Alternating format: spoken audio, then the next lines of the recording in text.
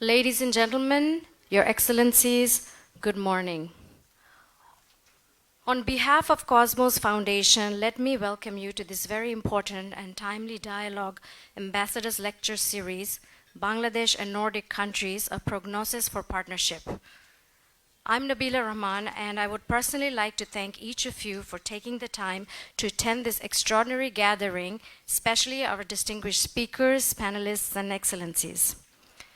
It has been very important for Cosmos Foundation to organize the dialogue series as we continue to grow and adapt.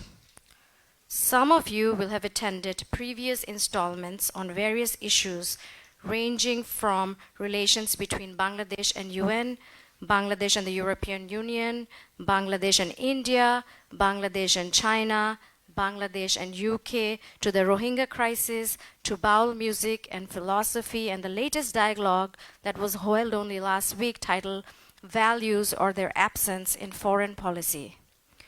Cosmos Foundation is always open to new ideas that can help transform society and lead to a better future. And your support along this journey is extremely important for us. So without further delay, let me thank each of you again for enriching the occasion with your presence. And with this, I'd like to hand it over to the chairman of Cosmos Foundation, Mr. Anayatullah Khan, to deliver the opening remarks. Thank you.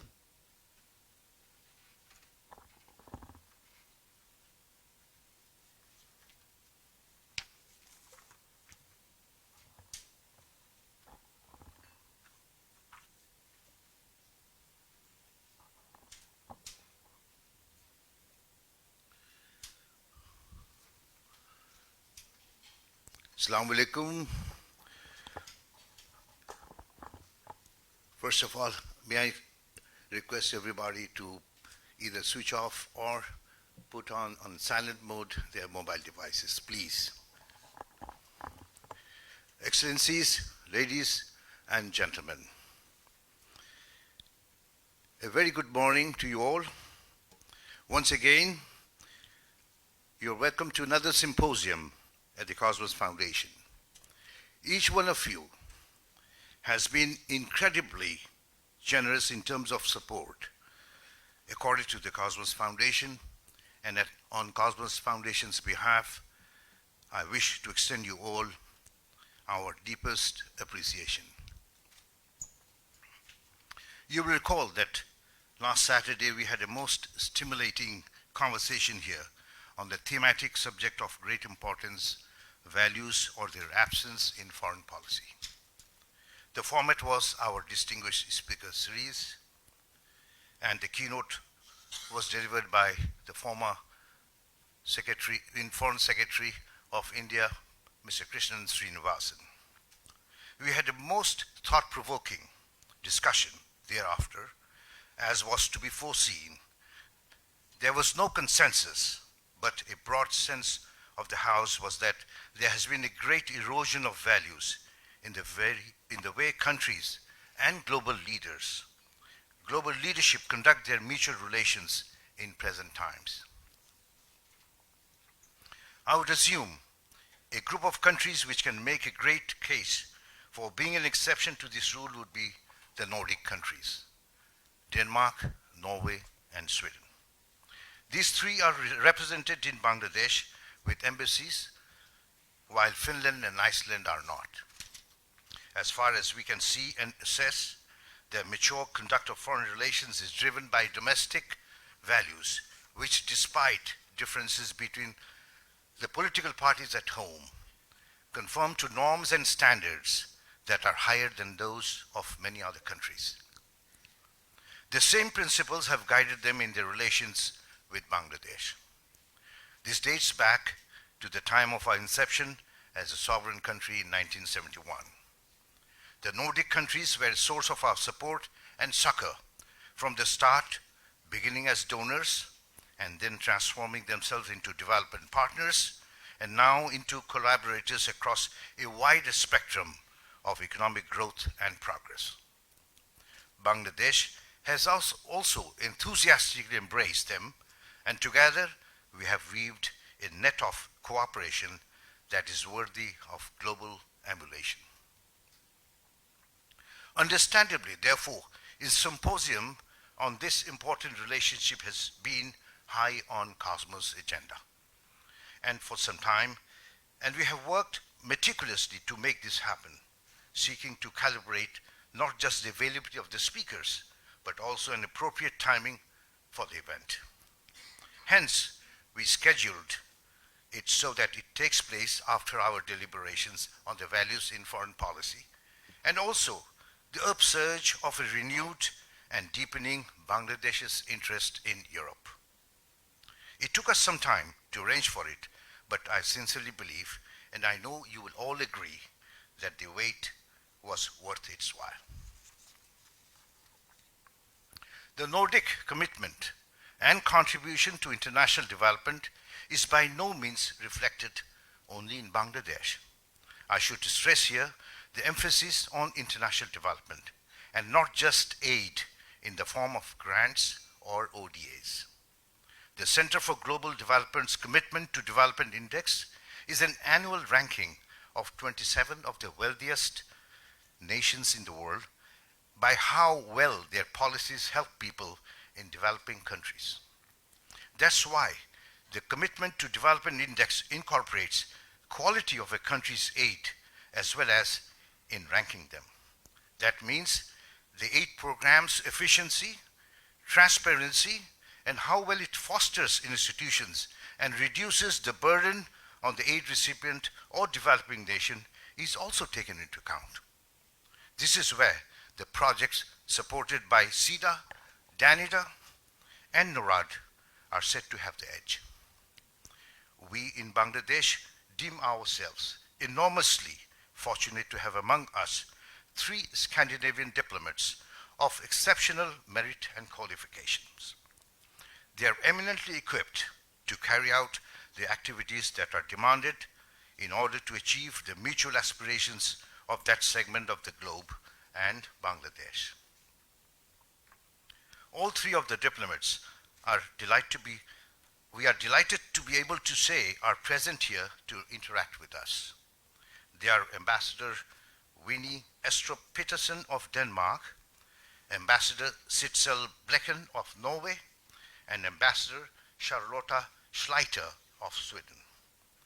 May I say how beholden I am to each one of them for accepting our invitation and giving us their precious time. I shall now present a brief introduction with regard to each one of them. Ambassador Peterson of Denmark studied sociology and culture at the University of Copenhagen. Her diplomatic responsibilities have taken her to Africa and Latin America, apart from her headquarters. She has been ambassador in Mali and served in Niger and Tanzania in Africa. In South and Latin America, she has served in Bolivia and Nicaragua.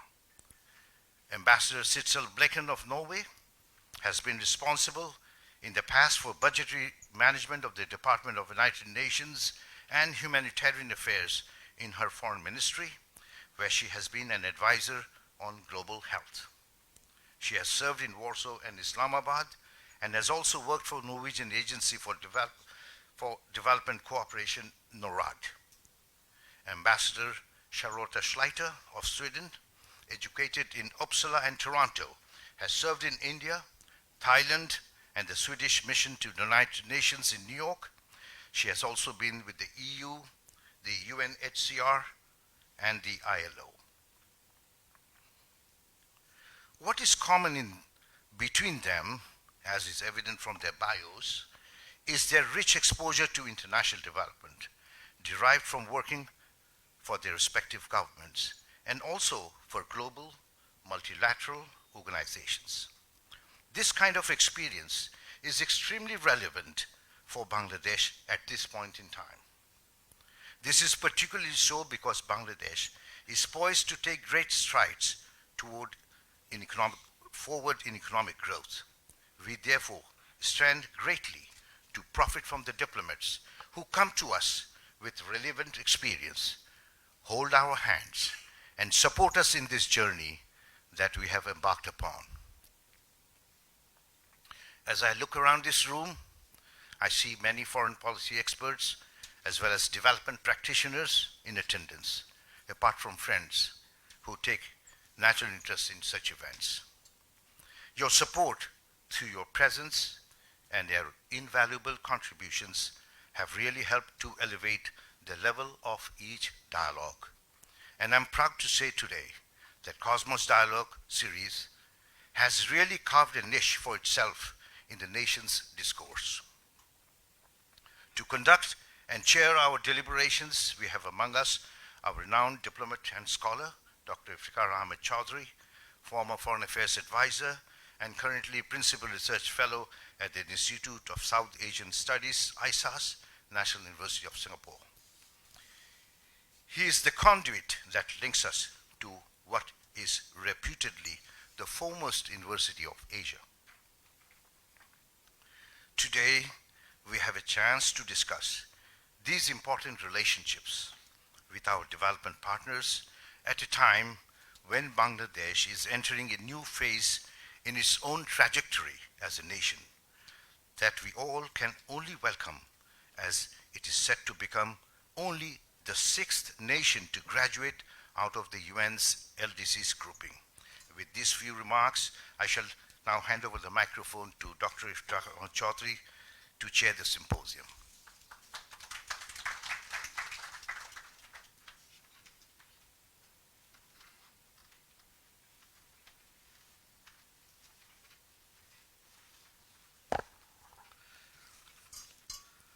Ambassadors, ladies and gentlemen, as you have heard, and most of you are aware, that last week we had a very long, fruitful, and rewarding discussion on values in foreign policy. We concluded that these are difficult times. The global order, as we knew it, is breaking down. Powerful state actors are prioritizing their foreign policy options to advance their own perceived national self-interest. Morals and values are taking a back seat. There are others who would argue that it is more apt to describe the times as changing and also perhaps challenging. The old order may be threatened and at times indeed be breaking down, but we are not necessarily hurtling towards a chaos. My mentor at the university, one who has been known as the father of Anglo-Saxon School of International Relations, the mighty Hedley Bull, had stated that the state system will live on come what may, though the absorption of non-Western cultures will provide for the necessary foundation of a universal international society. At every cusp of changes, and we are in such a cusp, it is an opportune time for a nation to rethink the manner in which it should relate to the world. Bangladesh in South Asia is no different. So, a question that naturally comes to mind. How best can Bangladesh behave in this global milieu? Two factors need to be considered in this regard. First, Bangladesh today economically is the fastest growing country in the region. In September 2018, the HSBC Bank in a report projected that Bangladesh would be the 26th largest economy of the world by the year 2030.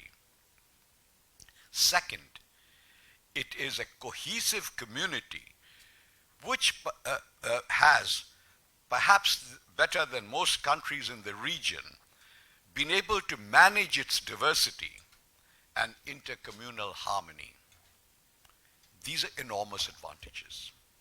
Prime Minister Sheikh Hasina and our government deserve credit for pressing these to secure growth and progress. They need to ensure that the momentum continues and even gains speed. Once the development indices keep pointing up, and you have just heard from Anayat that these are, the huge Bangladeshi polity of over 100 million people is like a juggernaut. will hopefully gather velocity and progress swiftly. This is where economics and physics come together. So, what should Bangladesh's ideal behavior pattern be? Given the dictates of geopolitics, as far as the region is concerned, Bangladesh must live in concord with, but distinct from, its larger neighbor, India. This is how Nordic countries have lived with the Soviet Union, as the Scandinavian analyst Erling Björl has demonstrated. The concord is necessary because Bangladesh is largely India-locked. The distinctiveness is necessary to maintain its maximum capacity of maneuverability in policy making. A natural corollary supporting of these imperatives would be to avoid getting anchored in what is turning out to be very messy politics in the subcontinent. Otherwise, our own core values, such as tolerance, that have stood us in very good stead to date, would become threatened. But then, who should we relate to as principal global protagonists? A logical extrapolation would be the creation of strong linkages with a triangle of ties. One is what is now called the Anglosphere, largely America, and post-Brexit Britain, the sources of a material and intellectual pabulum. Two, Western Europe, which is a very important market for our manufacturers and a fountainhead of global values. And three, Japan and Korea, who would provide us investments, and above all, what we need most at this stage of our development, transfer of technology. China and India will need, of course, to continue to be engaged with terms of engagement designed to enhance reciprocal gains and avoidance of indebtedness. Scientists tell us that the world is in constant flux, and so are politics and foreign relations.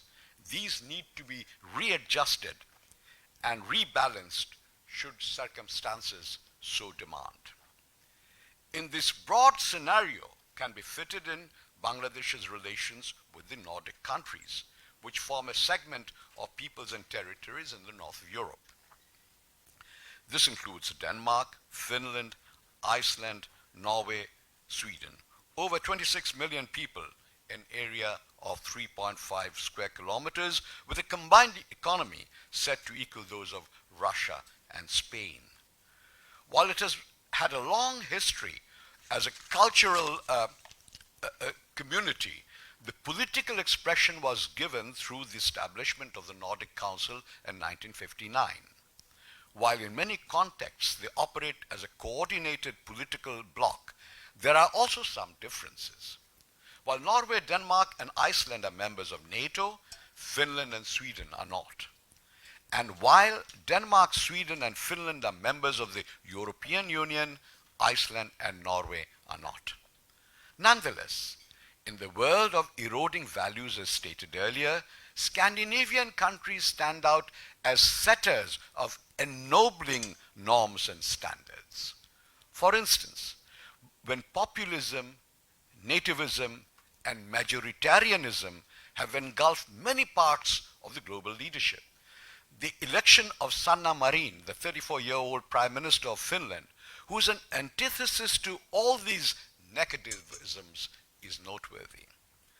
As also is the speaking to power and age of the Swedish activist on climate change, the teenager Greta Thunberg. So, for these reasons, the Nordic countries are important to us, as we, as a successful partner in development, are to them. We have three distinguished ambassadors from Denmark, Norway, and Sweden to speak to us on the subject. You have heard their introductions, so I shan't repeat them. Before I conclude, I should like to end my remarks on a personal note. In 1974, over 3.5 decades ago, I was a young desk officer in the planning commission responsible for relations with Scandinavia. My counterparts in those Nordic missions were deeply dedicated personalities. A number of them, unsurprisingly, eventually became legendary development diplomats. Some of them have faded from our memories, are retired, or have passed on. I recall their contributions with gratitude at this moment. Had they been here today, they would have been proud to hear of the fruition of their pioneering endeavors. I thank you.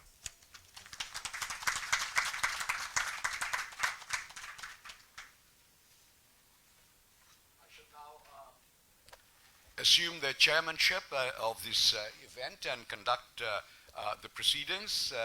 And I shall begin with great pleasure by giving the floor to Ms. Winnie Astrup Peterson, Ambassador of Denmark. Ambassador, for the next 20 minutes. You tell me when to start. Actually, we will divide the time 20 minutes each to the ambassadors, yes. So you speak for an hour, and then we open for deliberations. I hope I'll be well timed. Good morning, ladies and gentlemen. Thank you, Cosmos Dialogue, for the invitation to our three countries to present the prognosis for our partnerships here at the Cosmos Dialogue today. We are most happy for this opportunity, and thank you to the audience for your interest. Allow me, with the risk of repetition, allow me to present the Nordics to explain why we are three ambassadors here today sharing this space. The cooperation between the Nordic countries, as was mentioned, Denmark, Finland, Iceland, Norway and Sweden, is extensive, and it goes back a long time. It's firmly rooted in key values that we share, key values and visions. And institutionally, we have set up the Nordic Council of Parliamentarians and the Nordic Council of Ministers to drive our integration.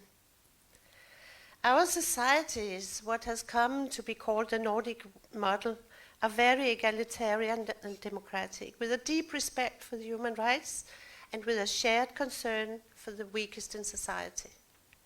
We all pay very high taxes, but are generally happy that the state will provide free education and health, good roads, and a safety net if you become ill, handicapped, old, or unemployed. This is good for the citizens, of course, but it is also good for the private sector, and the very foundation for the Nordic countries being some of the most competitive economies in the world.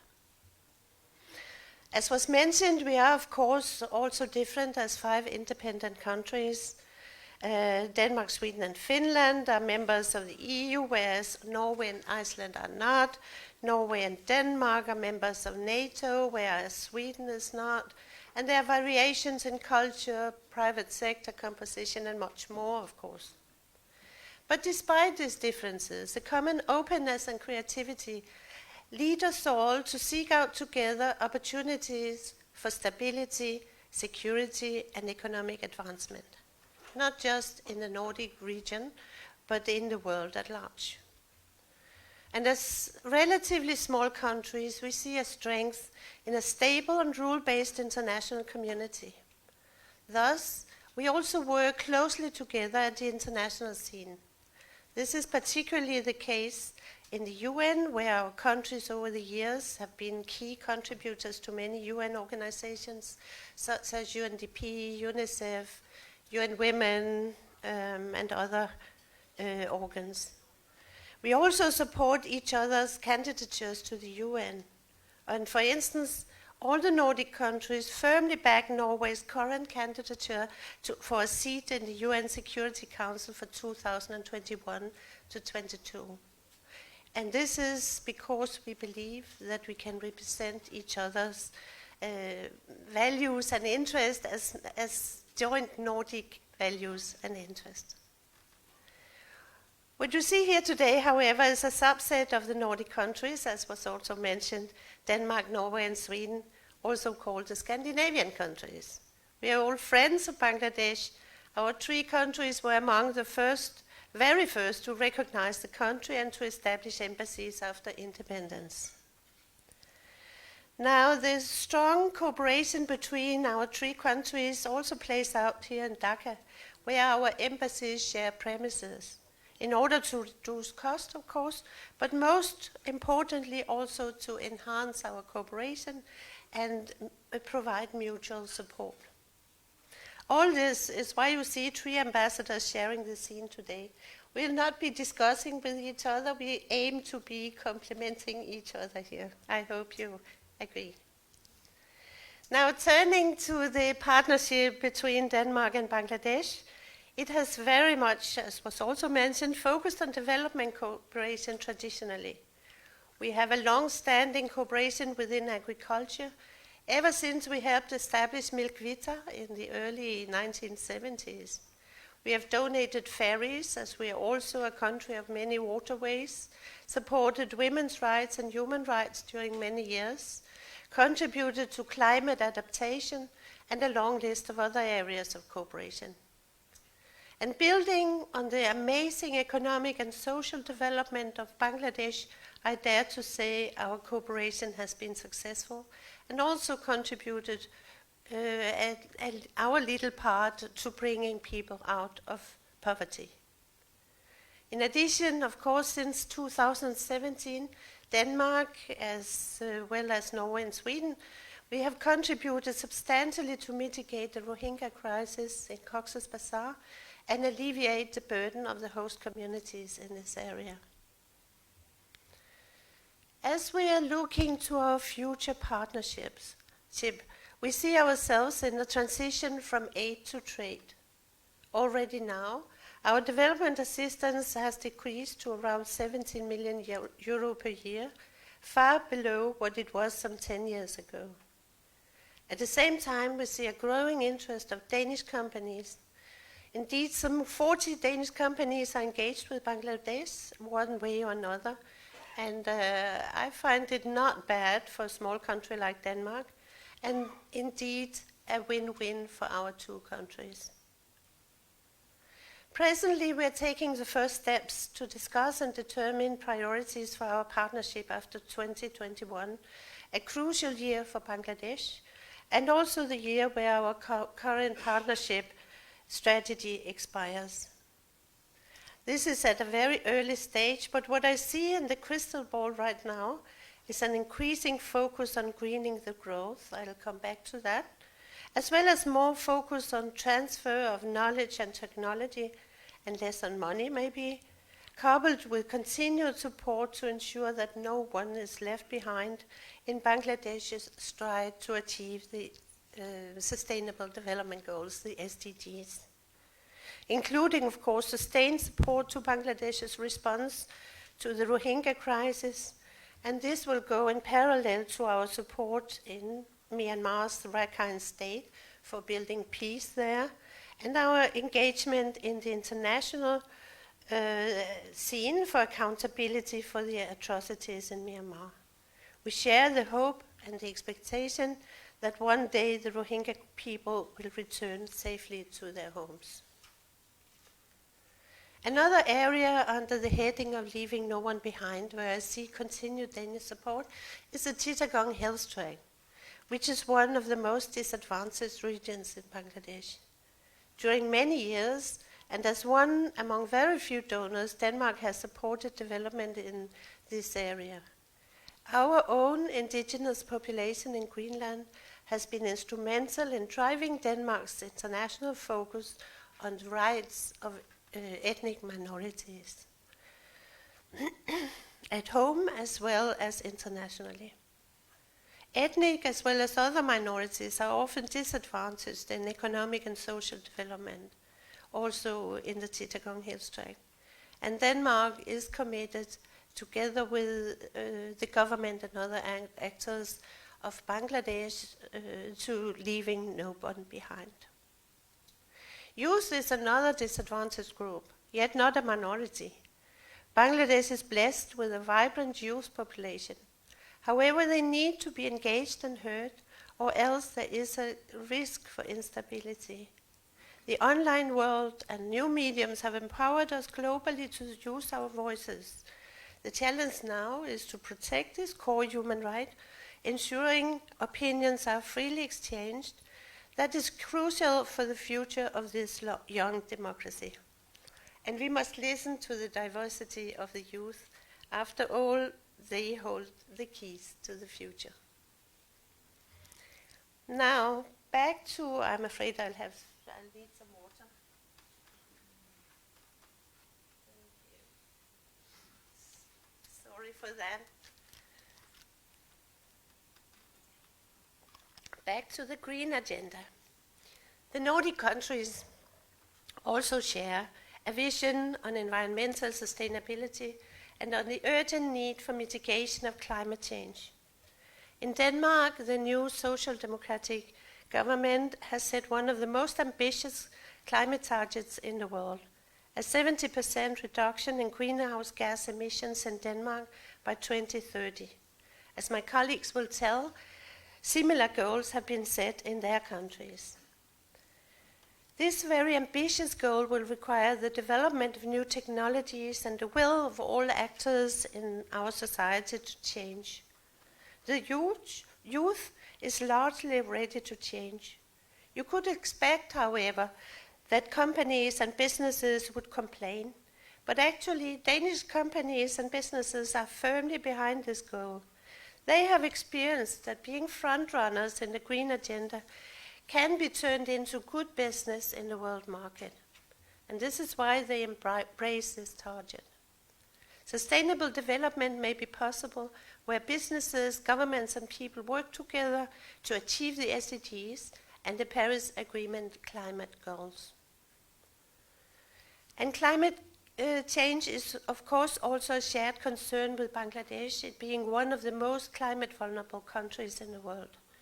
Millions of dollars have already gone into adaptation, also with the development assistance from our countries, and much more will be needed to protect the livelihood of millions of Bangladeshis. However, as Bangladesh's economic growth increases, there will also be a need to look at how to reduce emissions and take care of the environment, the air, water, and land quality, as well as biodiversity. I'm fairly sure, therefore, that green growth and climate change mitigation will be key priorities for collaboration and partnership as we move forward. We, our companies, research and government institutions, we can offer transfer of knowledge, expertise and technology that Bangladeshi institutions and private sector can put into good use to solve local challenges through development cooperation, knowledge partnerships, and private sector investments. And Bangladesh is also a signatory to various climate agreements. Climate goals and green growth cannot be met in isolation. It requires partnership. And one such partnership where Denmark and Bangladesh meet is the P4G, Partnering for Green Growth, and the Global Goals 2030. It is a fairly new initiative commenced in 2018 with the ambition of becoming the world's leading forum for developing concrete public-private partnerships at scale to deliver on the SDGs and on the Paris Climate Agreement. And to do that by bringing together businesses, governments, and civil society organizations in innovative public-private partnerships to advance solutions in 5 key areas, namely food and agriculture, water, energy, cities, and circular economy. Now, green growth may not have taken off fully yet in Bangladesh, but a number of factories have already seen the need. Indeed, in the garment sector, as retailers and customers become more conscious, the sustainable production of clothes will become a requirement, not an option. Proudly, already 7 of the world's 10 greenest garment factories are found in Bangladesh. And Danish companies are already in the country offering technology to counteract both the overall cost of production and the impact on the environment by saving water and energy. And another key area is energy. next generation renewable energy technology, knowledge on energy efficiency and other sustainable solutions are what the Nordics have mastered in recent decades. We are successfully making the green transition and are making technologies available around the world, including in Bangladesh. This is another area for growing partnerships, just to mention a very few. However, as we go forward, successful private sector collaboration will need progress in Bangladesh's ease of doing business and competitiveness. Danish and Nordic companies are most comfortable in a rule-based and predictable environment without red tape. Paying bribes is a risk that our renowned companies cannot take. Therefore, I believe generally Danish and Nordic businesses are the kind of socially and environmentally responsible businesses that Bangladesh would want to invest in your country.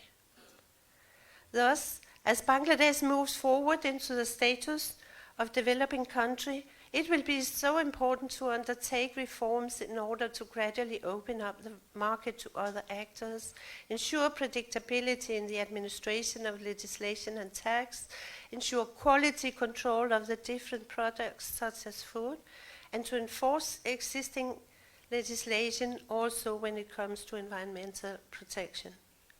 This would enable Bangladesh to enter the global scene as a fully fledged economic force and to attract the FDI very much needed for its further growth and job creation.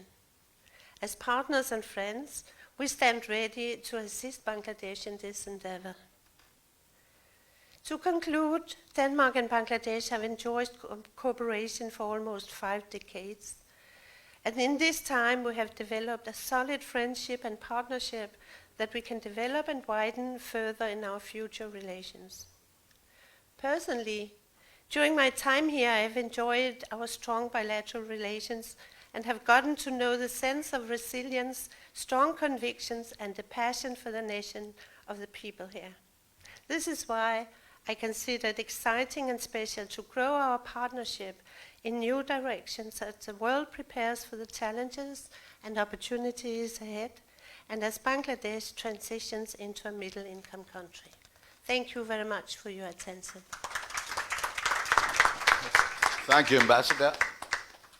Thank you very much for that excellent narration of not just Bangladesh-Denmark relations, but when you began by saying that Scandinavian countries, being small players in the international community, look to a stable and rule-based international community, which is also very much in common with our international aspirations. And obviously, with Denmark, we have come a long way since Danida's first projects in dairy industry. Okay. The next on my list, of course, is the ambassador of Norway, Ms. Zitzel Brekken.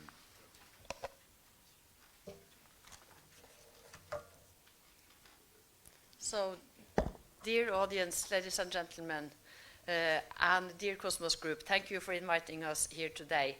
It's an honor to be part of this dialogue on the Bangladesh and Nordic countries' prognosis for partnership.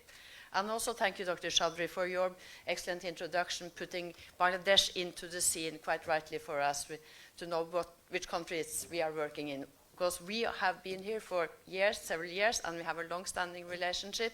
But still, it's very, very useful for us also to have this sort of systematic description of Bangladesh and the economic development and the prospects and the opportunities. But starting, I would like to go a little bit back into our Nordic history, because I believe we have a story to tell that is relevant also for the rest of the world, including Bangladesh. And I'll go a bit further back than the Nordic Council from the 50s, because Norway got its independence only in 1905, after first being part of Denmark for 400 years, and then about 100 years against our will, I must say. We were in union with Sweden. The main lesson is that it's possible to be close cooperating partners, respecting each other, although one country, in this case Norway, for centuries was dominated by their neighbors. Also, it's possible to have a peaceful split. And we have more to gain, I must say. And I think that goes for all countries in the world. We have more to gain from cooperation rather than from being enemies. Also, while learning from history, it's important that we must not stay in the past, but use this experience to look forward and frame our policy for the future. And in that future, I would say that the Nordic countries will come down heavily on the side of policies being based on values. Throughout our common history, the Nordic countries have developed common values, principles, and policies that we build our societies on. It's no coincidence that you meet 3 female ambassadors here today. Gender equality is one of our common values. The importance of engaging in society through voluntary organization is another one. In Norway, 77% of the people are members of at least one non-governmental organization, and they contribute substantially also to the economy. Our societies are based on trust, transparency, and accountability. The welfare state that protects the citizen and provides necessary services is at the core of the Nordic model. Social dialogue and collective bargaining is the rule in the labor market. These values are also crucial in the foreign policy of the Nordic countries and very much part of our cooperation with Bangladesh, past, present, and future.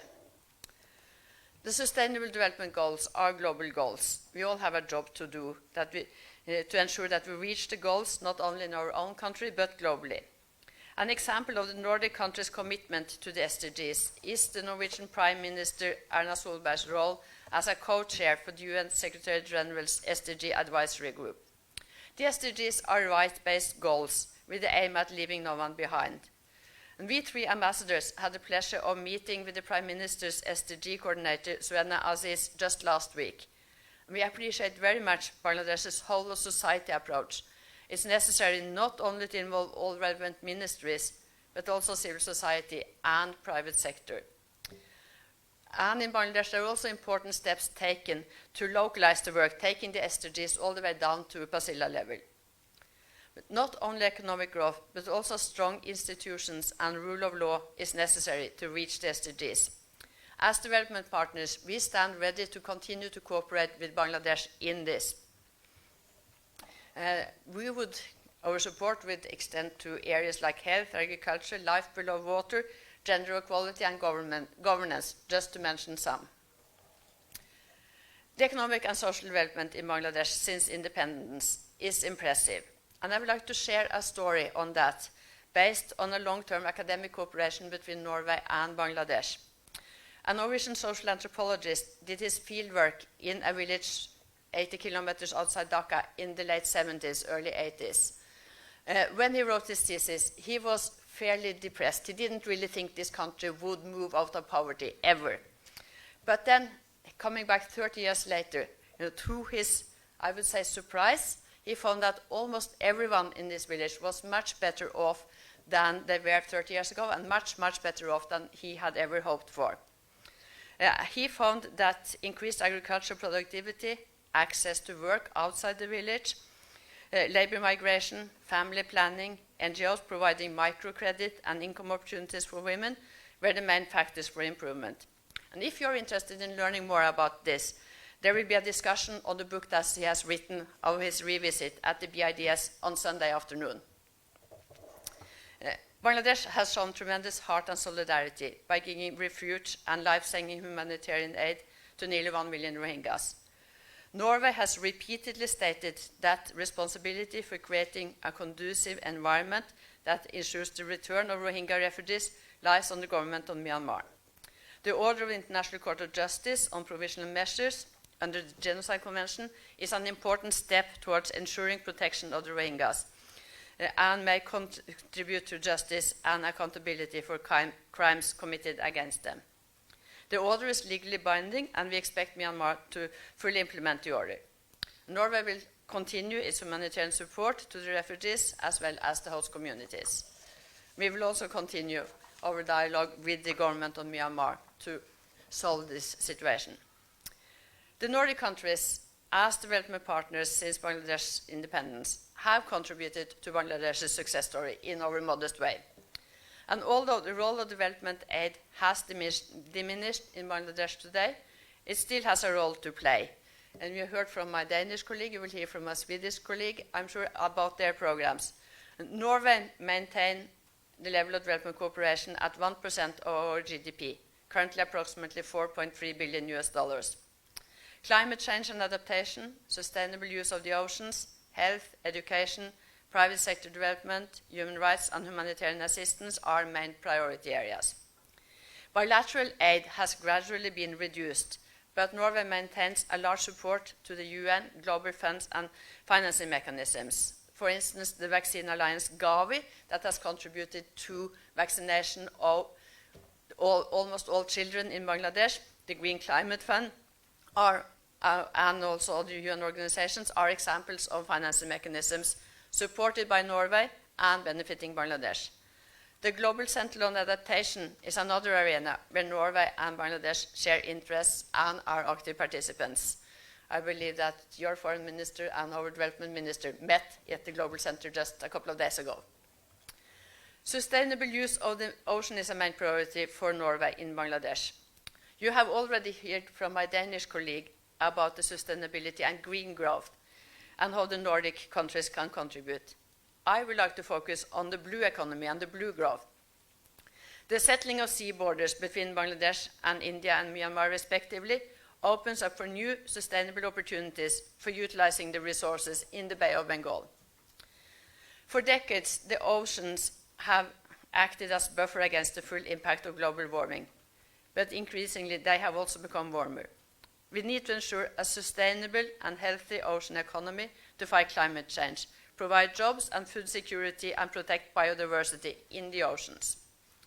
An example of Nordic-Bangladesh cooperation in this area is Norway's contribution to mapping of marine resources in the Bay of Bengal.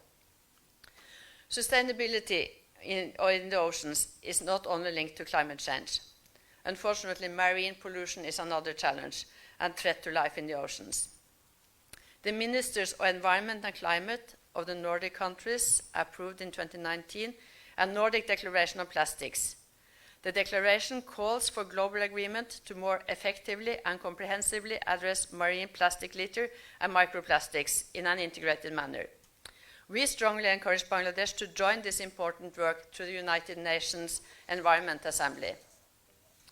The rivers Ganges and Brahmaputra are among the 10 rivers in the world that brings most plastic into the ocean. The rivers brings plastic from India, but more is added on their way through Bangladesh as Padda and Jamuna. I'm glad that since I arrived in Bangladesh, the interest and awareness of challenges linked to plastic pollution has increased. Joint efforts are needed to reduce this waste. Norway is partnering with the UN, the World Bank, and the Bangladesh government to address this issue. The Nordic countries are not only bilateral partners to Bangladesh, but we are also, as you have heard, partners in multilateral organizations. We share a common belief in the importance of a well-ordered world with a stable and predictable forms of international cooperation. Nordic countries are all sustainable core contributors to United Nations humanitarian and development organizations. And we also appreciate the active role Bangladesh takes in taking on responsibilities in the boards of UN organizations like UNICEF and being a member of ECOSOC. We look forward to continued constructive cooperation in UN bodies. Another area of common interest is the UN peacekeeping operations. Bangladesh is one of the top contributors. The Nordic countries cannot compete in numbers, but we are actively engaged in supporting UN operations with high-end capacities. The cooperation with Bangladesh in the field is highly appreciated.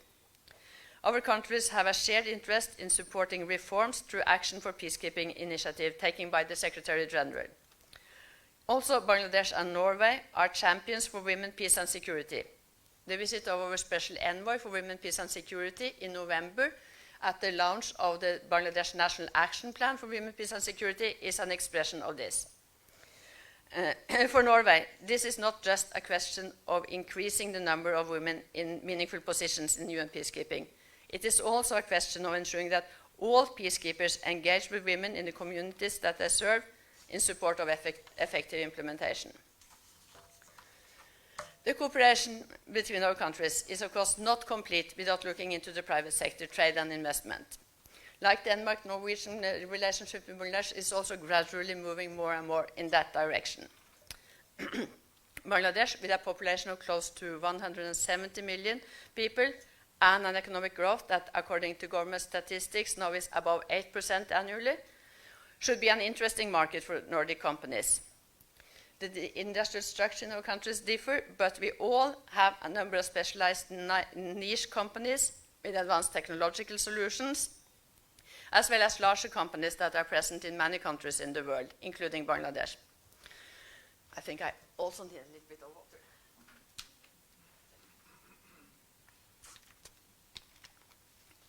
What Nordic companies can offer is not only investment and technology, but also a business culture where workers are included in the decision-making process, where we strive to achieve gender equality, where environmental issues are important, where corruption is not accepted, and we have companies with a strong commitment to corporate social responsibility. We expect our companies to follow the UN guiding principles of business and human rights, as well as the OECD guidelines for multilateral enterprises. In spite of market opportunities, foreign direct investment in Bangladesh is very low. And the country still scores low on the World Bank Ease of Doing Business Index, as well as the Transparency International Corruption Perception Index. As most of you will know, the Norwegian Telenor is the majority owner of Grameenphone. Telenor made their first investment more than 20 years ago, and it's been a great success story. Grameenphone has contributed significantly to connectivity in Bangladesh, including the initial program giving village women access to mobile phones. This program is still running, and Grameenphone today has more than 76 million customers. I'm sure you are also all aware about the ongoing audit dispute between BTRC and Grameenphone. You might also be aware that the Norwegian government is the majority owner of Telenor and thus takes a special interest in the case. But as this case is still in the courts, I will not comment much, just mentioning that Telenor Group and Grameenphone is one of the largest corporate taxpayers in Bangladesh. Grameenphone contributed 84.2 billion Bangladeshi taka to the national exchequer in 2018, and this represents 63% of the total revenue for the year. And throughout the year since its inception, Grameenphone has contributed on average 54% of the revenue to taxes and fees. It's my sincere hope that this dispute can be amicably solved and that Grameenphone will be able to return to normal business soon. The negative effect of if this is not solved will of course be there for Telenor and Grameenphone, but even more so for Bangladesh. There is a risk that this case will have an adverse impact on much needed foreign investment. The lack of predictability and the lack of willingness to follow internationally accepted dispute resolution mechanisms is not conducive for investment. That being said, let me continue on a more optimistic hope that Nordic investments will continue to increase. The energy sector, as we have already heard, is of interest to all the Nordic countries. And for Norway, renewable energy is of particular interest. The vibrant ICT sector with large number of innovative, young, well-educated people could be another area for future collaboration. Also, I hope that the trade between our countries continues to increase. Trade balance is today very much in Bangladesh's favor. So I hope to see more Norwegian companies exporting goods to Bangladesh. And also I hope to see a diversification in the export to Norway. I'm sure the same goes for my Swedish and Danish colleague.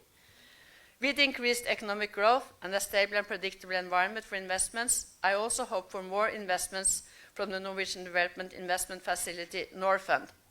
They are currently investing in the finance sector, but are also looking for opportunities in renewable energy. And hopefully, the Norwegian State Pension Fund, the world's largest sovereign wealth fund, could also increase their investments in Bangladesh in the future.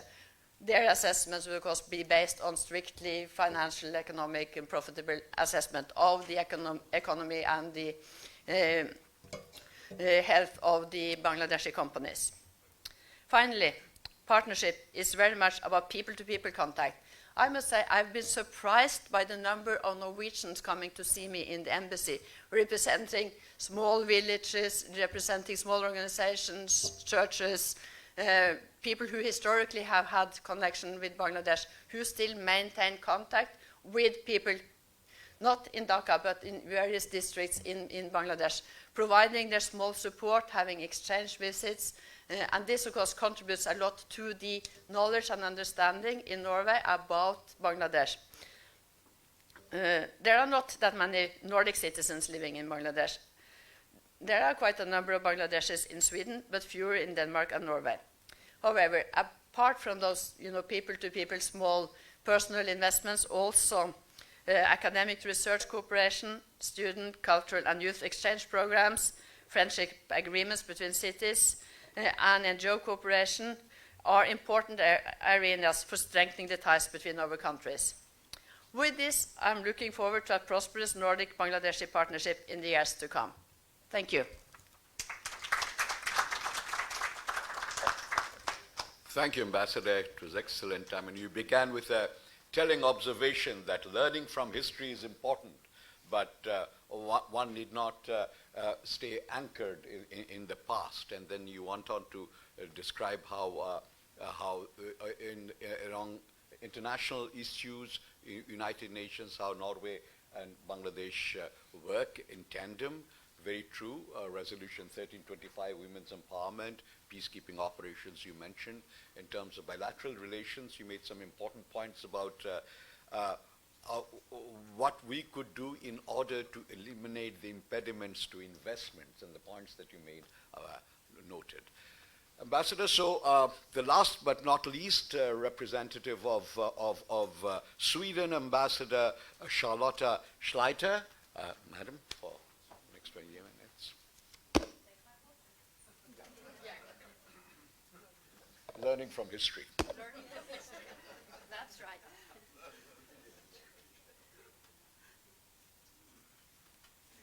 Thank you very much, and also for the gracious introductions. It's a real pleasure to be here, and of course, as always, an honor to be here together with my two Nordic colleagues. We actually do a lot of things together in Bangladesh, apart from sharing offices. So the Nordic countries have a number of things in common, and colleagues have already pointed out for example, that we are close friends of the United Nations. Peacekeeping, obviously, is an area where we've already been working very closely through the years with Bangladesh, contributing different things, but contributing to the whole. So that's really important. So Nordic countries are important core contributors to the UN. And we believe simply that countries that have done better financially have a responsibility to contribute, and like Norway, Sweden is sticking to the 1% target of foreign aid of our GNP, and for the moment that means that our foreign aid budget is $5.5 billion US dollars worldwide. And Sweden also contributes through the European Union. We are committed members of the EU, and support is very substantial in Sweden for European Union membership, perhaps bigger than it's ever been in the past, in fact. Now it's about 65% favorability for membership in the Union. And we are, of course, one of only a handful EU members with presence in Bangladesh. As such, we can also be an important partner for Bangladesh in the European Union, together with Denmark, who's also a member of the Union. Gender equality is in many ways, and has become, I should say, it hasn't always been, but it is now, a way of life in the Nordic countries. And I say that conscious that we are at the start of the week of International Women's Day, and I will come back to gender equality later on. The Nordic countries have also gradually taken, I would say, historically long overdue steps to be good societies for persons, no matter what their sexual orientation or gender identity. Nordic societies are also better today for persons with disabilities than was the case in the past. We struggle with issues around racism as our societies become more diverse. Like many countries, we continue to take steps to improve in all these areas. Now about values, and it's been really interesting to follow the discussions at the Cosmos Foundation about values in the past couple of months, where some people have argued that the world is post-values, and some that values will be what brings humanity forward. And I think there's no question where the Nordic countries are in this debate. And I will add my 50 cents to it by saying that if we were indeed post-values to the Nordic countries, that would be purely alarming. And it's true that we look around the world, there is little room for complacency. We need to find alliances to stand up for democracy and fundamental freedoms. 1 year ago, Sweden therefore decided to initiate what we call a drive for democracy. This initiative really has no set format, but what it means is that we will be seeking every opportunity to join hands with others to promote strong democracies and the values that they are built on, including freedom of expression and the rule of law. The Nordic countries also have that in common, that we see our relations with Bangladesh as deep and long-standing. So Bangladesh is a country that's young and far away from Europe, and there are still just over, I think, around 10 European countries with permanent representation here. And maybe uniquely, almost a third are Nordic countries. You have 3 Nordic countries with rather substantial embassies here in Bangladesh, and this has not happened by chance. We want to be friends to rely on, and we see a common future in our relations with Bangladesh. We joined the new Bangladesh in 1972 out of a sense of solidarity and shared intentions, and nearly 50 years later we still remain and are adapting our relations as Bangladesh is developing. And I have to say, I also see a lot of people-to-people relations, in fact a lot of Bangladeshis choose Sweden for higher studies, and many come back, and we have a really vibrant alumni, a couple of alumni associations actually, do a lot of things together. So I too see that people-to-people contacts will just keep growing. Sweden still has development cooperation in Bangladesh and with Bangladesh. It's about $40 million per year, and that does not make us the biggest by far, but we are very committed multi-year supporters in a number of areas. Health, especially sexual and reproductive health, maternal health, support to midwifery, actually, and that's something that's very strong in Sweden. Most Swedish children are born through midwives at hospitals, and the interest for midwifery here in Bangladesh is therefore also something that we want to support and have supported.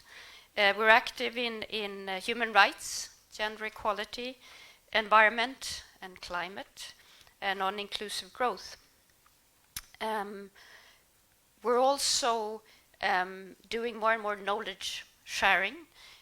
Swedish public authorities that can share capacity with Bangladeshi counterparts. We have had that and still It's still ongoing in the statistics with Bangladesh Bureau of Statistics. We also are starting up a collaboration on trade negotiations with our experts in Sweden, and this, of course, will be very, very important for Bangladesh in the future, the LDC, post-LDC future. The Rohingya crisis has been mentioned, and like others, we've supported Bangladesh, and I think the praise that has been provided Bangladesh from all quarters since the beginning of this crisis is well deserved. Bangladesh has dealt responsibly with what for any country would have been an overwhelming crisis. I admire the decision by Bangladesh to expand schooling to the refugees with the Myanmar curriculum. Allowing schooling is a wise and responsible move, and I hope and trust that Bangladesh will continue to take decisions to allow for life to be as good as possible for the refugees while they remain in Bangladesh, and we will continue to do our part also with support to the host communities, and we did add a large portion to our development program with that in mind. But in the long run, it will be important that the refugees can return home, and the responsibility rests on Myanmar for making voluntary, safe, and sustainable return possible. There's also the issue of accountability. Sweden has continued to emphasize the importance of accountability for the crimes committed in Myanmar against the Rohingya. We are attentively following ongoing processes to that effect. Swedish Foreign Minister Ann Linde welcomed the order by the ICJ for provisional measures in the case initiated by Gambia, and we expect Myanmar to comply with them. Back to Bangladesh's development over the last half century, there's no doubt that it represents a remarkable journey. Millions of people have been lifted out of poverty over the last decades in Bangladesh, and the country is now near graduation from the LDC group. Other countries are often trying to look at Bangladesh to understand what were the factors for such successes. And it's a question I've liked to ask, and I hear a number of different answers, but one factor that's often mentioned is actually family planning and reproductive health. Another is the very strong role of civil society in Bangladesh's development journey, I think in many ways almost unique. Many challenges remain, of course, and Bangladesh does well to use the Sustainable Development Goals as its blueprint moving forward. And it was indeed an interesting visit the other day with the new coordinator. Plans are ambitious, as are the efforts to localize the SDGs. So an SDG which will have cross-country cutting importance is number 16, Peaceful Societies, which addresses the challenges of good governance, rule of law, and anti-corruption. Success will be difficult for any country without progress in these areas. Another cross-cutting SDG is partnerships. Governments need to work hand in hand with all actors to succeed. In Bangladesh, civil society will continue to play a central role, and it's important not to limit the ability of organizations to raise funds or otherwise hamper their work going forward.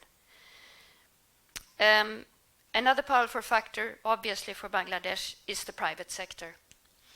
The private sector is, in fact, transforming Bangladesh. The RMG industry has been mentioned. Bangladesh is one of the foremost hubs in the world for RMG.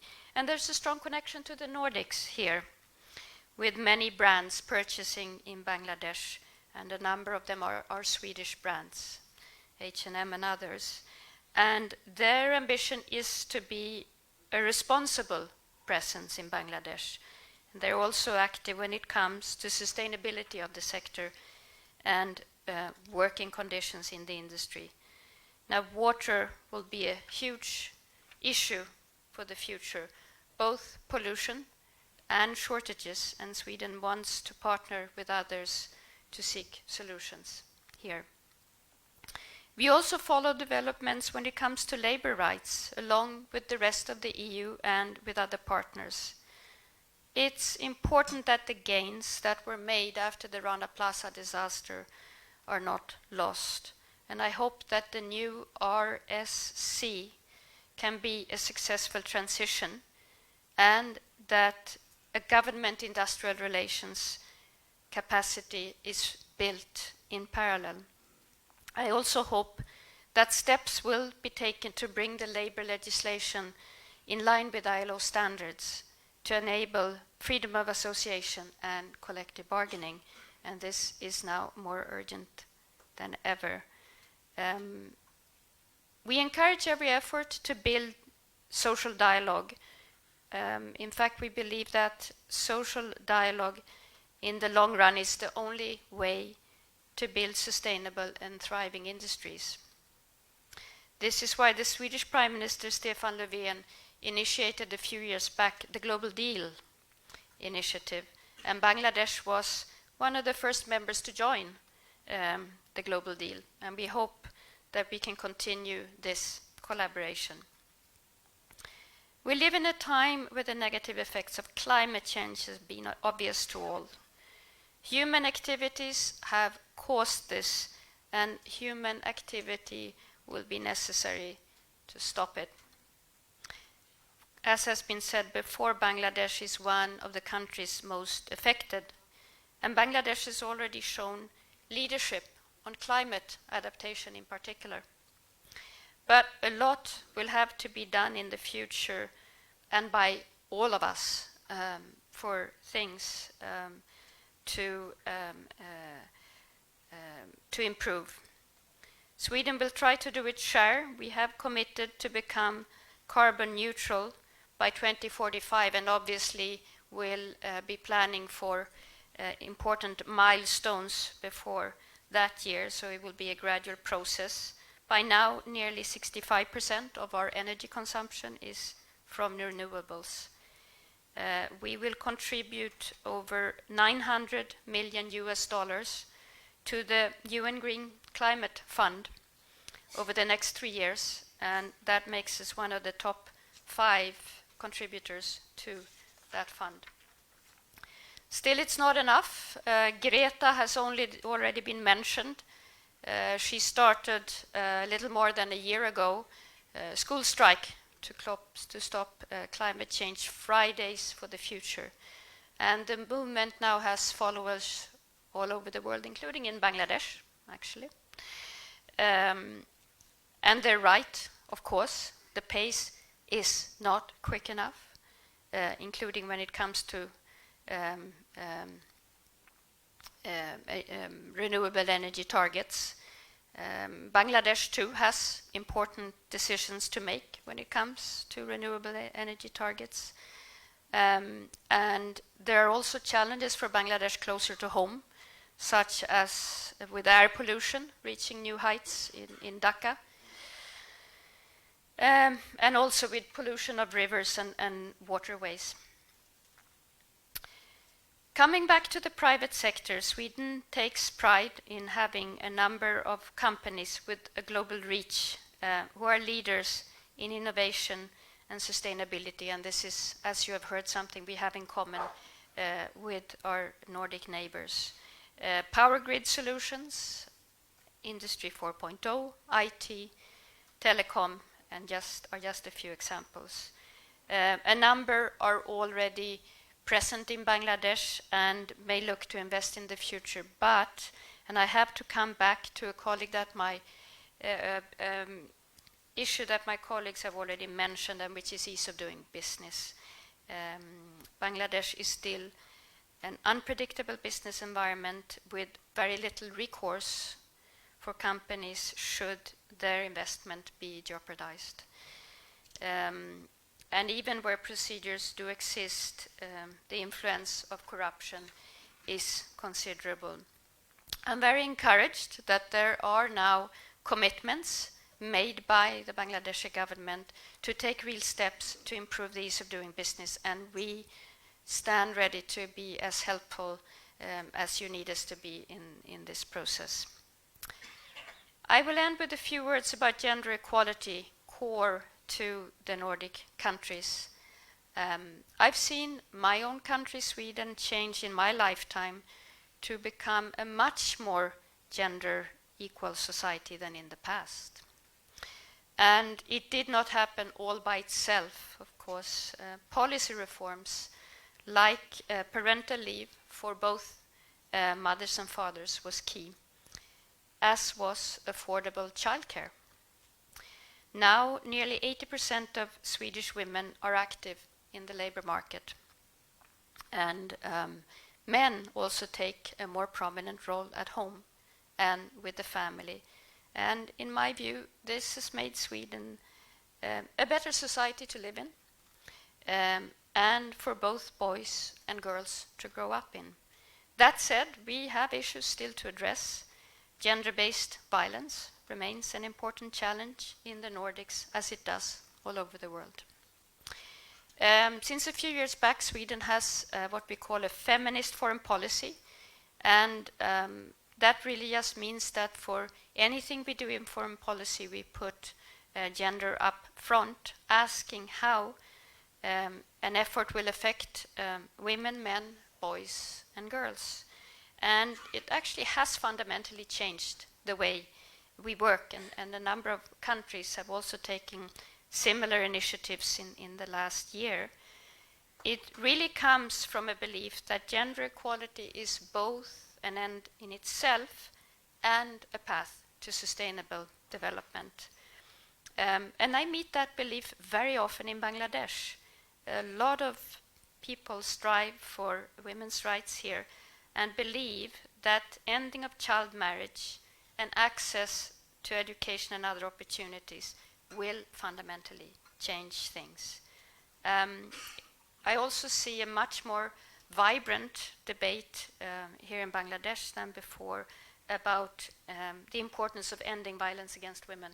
So that's also very encouraging. And more men take a stand in Bangladesh through the He for She campaign of UN Women. So I look forward to continuing our collaboration in all these areas that I've mentioned, and to see our relations grow together with the other Nordic countries. Thanks so much. Thank you, Ambassador. Sweden, of course, was one of the first countries from among the European development cooperation partners whose programs were almost a seamless transition from relationship with Pakistan to Bangladesh. Thank you for those interesting remarks, including your commitment, of course, to working with us in terms of women's empowerment in a society that places great store by it. It's not lost on the audience that all the three ambassadors who spoke today from Scandinavia were women. Also for referring to the Rohingya issue, the commitment, your commitment to the implementation of the ICJ recommendations. One thing I wanted to point out, which hasn't come out yet, quite yet, that today we take pride in our garment industry. It's largely evolved also through a tremendous contribution that the Northern European countries made by structurally adjusting their manufacture of the textile industry, and that's how, which enabled us to develop as we have the garment industry. Today, when we are graduating from the list of LDCs, one of the main challenges to us would be market access, and we would like to work with Scandinavia naturally in order to improve and in order to keep our market access going and expand perhaps in dealings with Europe as a whole. I already have a longish list of speakers. Speakers I shall now read out first so that you know where you stand. The idea would be three per set. Please make them short, as you see that the list is long. Make your comments short and restrict it, if possible, to a question.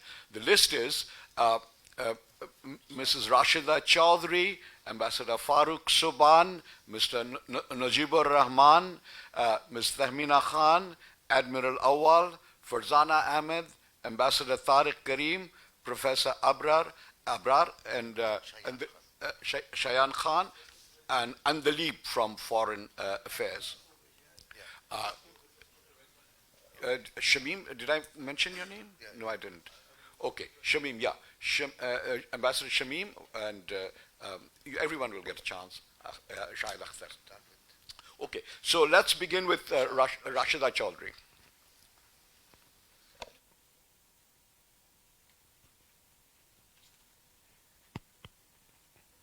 Thank you. Particularly, it's a good afternoon to everybody. Thank you to the chair, very efficiently moderating, and all our ambassador. Special salute to them, because you could see the gender equality that exists in this particular room. And you have brought some kind of good news and good flavor to this particular meeting. And thanks to Cosmos, because I didn't want to miss this particular one because of the Nordic ambassadors are here. And because last time I missed 2-3 of the Cosmos dialogue, thanks to Cosmos for inviting me. I've been working with rural communities, particularly on education and with the goal of leaving no one behind. And how do we do it? That's one of the... I'm a civil society representative here, representing more than 200 NGOs that are working in education, SDG 2030. It's an association of 200 NGOs, 15 teacher unions, and 59 researchers. And that's where we work everywhere, almost all areas of Bangladesh, focusing on education and human rights.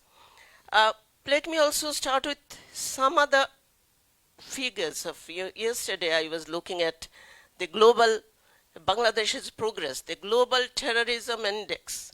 We are not in the first 30. We are 31. USA is 22. So that's where even we are progressing a lot, because this is where our government, it's an UN index. So out of the 7 South Asian countries, India, Pakistan, Afghanistan, all are there. But Bangladesh is not there in the first 30. So that's another one. We have been progressing there. But in terms of other issues, Global Terrorism Index 2019, we have been progressing, and thanks to our government for curving that one. Nordic countries have always been interesting to civil society human rights groups, because where they have been supporting not only government but also civil society groups. But one point I would really like to, on focusing on your presentations, Excellencies, the issue of focusing on Rohingyas, that's wonderful, and the other point that you have mentioned, to which we are thankful to Nordic countries because of their continuing dialogue with Myanmar, because that's where the change has to happen. But the other issue is on focusing on CHT, but there are many other ethnic groups in Bangladesh, in plain lands. That's where they are not being focused that much. 57 of them, ethnic minority groups, plain land groups. And that's where we would like to have your attention also. The other one, that this focus again on civil society, because that's what I represent here.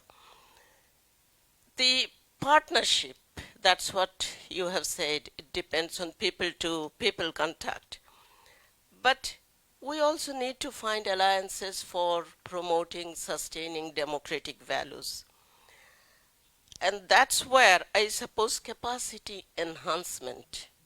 I don't talk about capacity building because we have a lot of capacity existing, but it's the issue where we are heading towards now. We are talking about fourth industrial revolution. We are talking about artificial intelligence. Our education system is not geared to that. So our people have been trying, particularly focusing on young people. And that's where I would like you to focus. I'll be finishing. One thing though, that these days, because of Bangladesh's progress towards lower middle income status and now middle income status, we are heading towards that. But these days, funds for civil society, particularly those working for human rights promotion. You have been talking about gender equality. We have been working with rural girls. We have not been talking to young people. And that's where I suppose the organizations that are working, they are not getting that kind of funding. Civil society groups, after the Foreign Donation Regulation Act, all of you know, all our development partners, most of the human rights groups are now suffering from democratic deficit kind of values from the decision makers, even not getting funding at the one side because they don't want to go for governments, and not to even private sector for funding under the corporate social responsibility. Because when we work on water grabbing issues or river grabbing issues, we are fighting against some powerful vested interest groups. So that's where I suppose the Nordic countries have a role to play, where civil society voices should be coming up stronger, but also need external support. Thank you so much. Ambassador Farooq Subhan. I'd like to begin by congratulating Cosmos Foundation for taking this initiative. We've heard three, I would say, very thought-provoking presentations from the three Nordic ambassadors here, and it was a pleasure listening to them. All three made references to the role of the private sector as well as the key issue of investment. There was also a reference to your recent meeting with the SDG coordinator. One estimate has it that we will need at least $200 billion in the next 10 years if we are to achieve the SDG goals, out of a possible total investment of $1 trillion. My question to all three ambassadors is, what do you see as some of the key issues that Bangladesh needs to tackle in terms of improving the investment climate? Norwegian ambassador made an extensive reference to the problems faced by Telenor, and there was also a reference to H&M, which is one of the largest companies involved in the RMG sector, and we know that in the case of Denmark, Maersk shipping controls almost 40% of container traffic out of Bangladesh. How do you see the outlook for your investors in Bangladesh? What is it exactly we need to do to make Bangladesh a more attractive investment destination, particularly if we are to achieve these very ambitious targets? Thank you.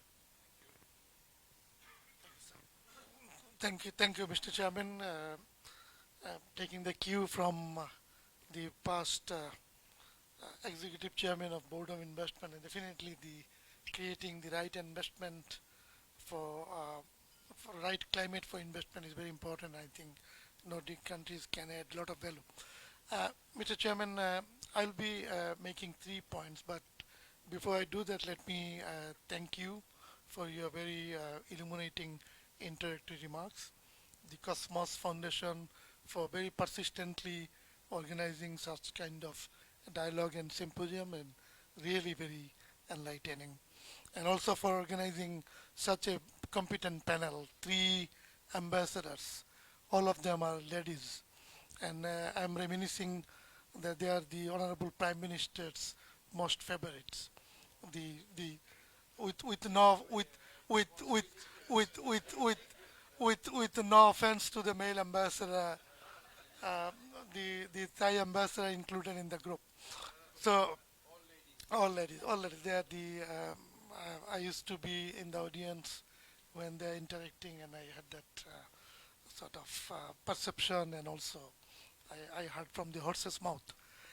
3 comments I said, and I am also making reference to Honorable former advisor Rashida Choudhury.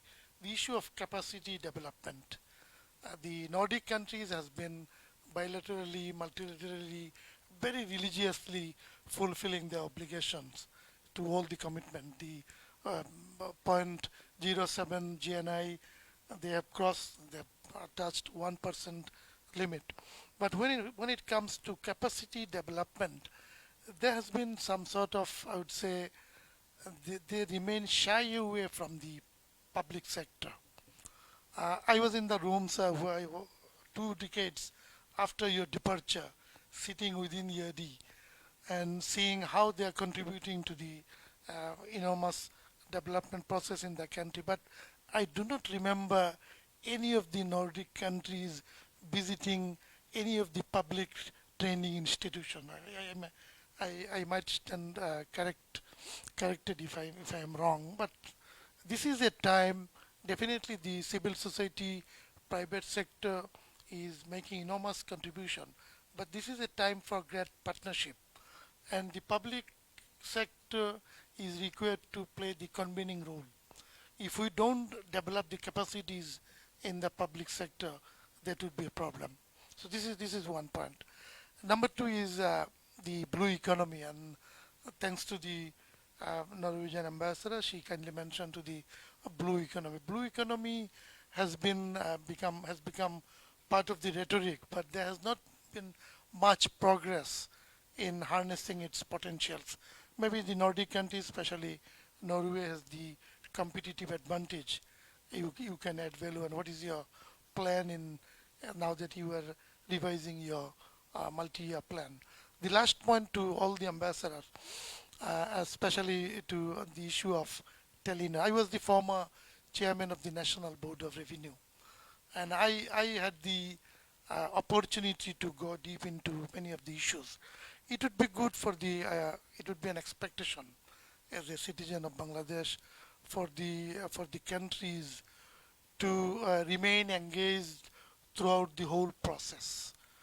Not only at the time when there is a debate or there is an audit issue, but you must also maintain sort of an engagement that creates an enabling environment for the entities and investors to have a very transparent book of records, accounts keeping, because as the former NBR chairman, I came across areas which are not that transparent, and I think everyone should be willing to acknowledge that it is a long-standing problem, and definitely there are the process of legal process that have been exhausted, but the discussion is on, and we are seeing a lot of positive signs on the ground. So maybe this is one of the expectation from us, that the countries remain engaged with the companies which are working in Bangladesh throughout the whole process, right from the beginning. You play a great role, but during the beginning and up to the cropping up of a problem, what happens in between should be also, I think, looked into by countries. Thank you, Mr. Chairman. I might have taken some. Thank you very extra much. time. No, thank you very much. Three excellent interventions from the floor. So what we will do is I will name the three next speakers so that you have your questions prepared. There would be Ambassador Shamim Ahmed, Tamina Khan, and Admiral Awal. And we will go perhaps from left to right in this regard. Quick responses or reactions. Okay, so let me see what I can pick up on. And then first on the indigenous people and the plainland, I very much agree with you. And Norwegian NGOs are actually quite engaged when it comes to the indigenous people in the plainland. They are small organizations, but they do a very important job, and they have brought this very much to my attention as well.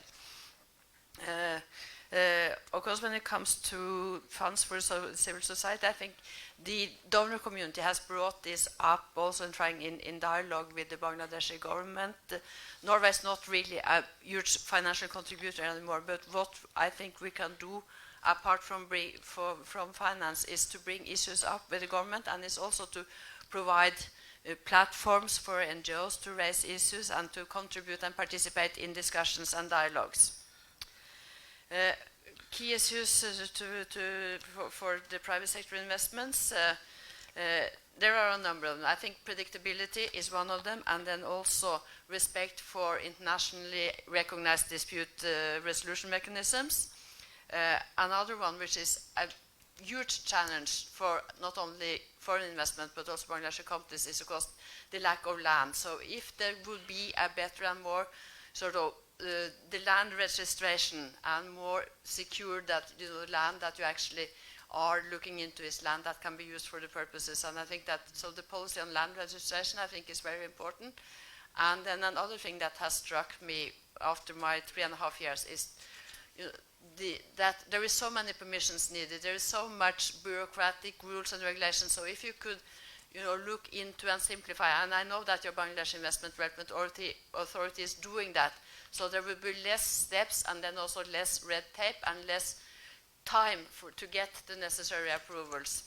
Because if you come here and you plan to set up a factory, and after 3.5 years you're still in the planning process, then there is something that needs to be done. And I think that's linked to partly the land and partly to all the procedures for approval of different kinds of investments. Capacity development. One example is Norwegian Meteorological Institute has had for a number of years cooperation with the Bangladeshi Meteorological Institute and building capacity, and that is hopefully going on and going to continue. That is one of the areas. Possibly we will look into statistical cooperation also with your statistical bureau, and I agree that strong public institutions are extremely important to also achieve the SDGs and to uphold a rule of law in the country. So we should look into various ways of cooperating also with public institutions, absolutely. Blue economy, I agree also, unfortunately, there's not been much progress. And part of that is, of course, what you are looking for. Partly it is that things that has to go through with government approval, it's slow, and there are various interests, and partly there is maybe not that much interest, because from the Norwegian side, some of it would be from our government, like the resource mapping to our academic research vessel. But the other, if you want to have fishing vessels coming, that's a commercial investment, and you need to look for commercial partners and not government partners, at least if you're looking to Western countries for that. Yeah, and then of course we all agree that bookkeeping should be transparent. Okay, Ambassador Peterson. Thank you very much.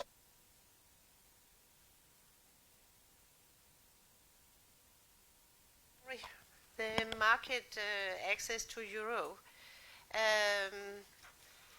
In the beginning, and I would like to say that it's very much linked to improvement in labor rights. Now I'm not speaking on behalf of the EU, but we are all members of the EU.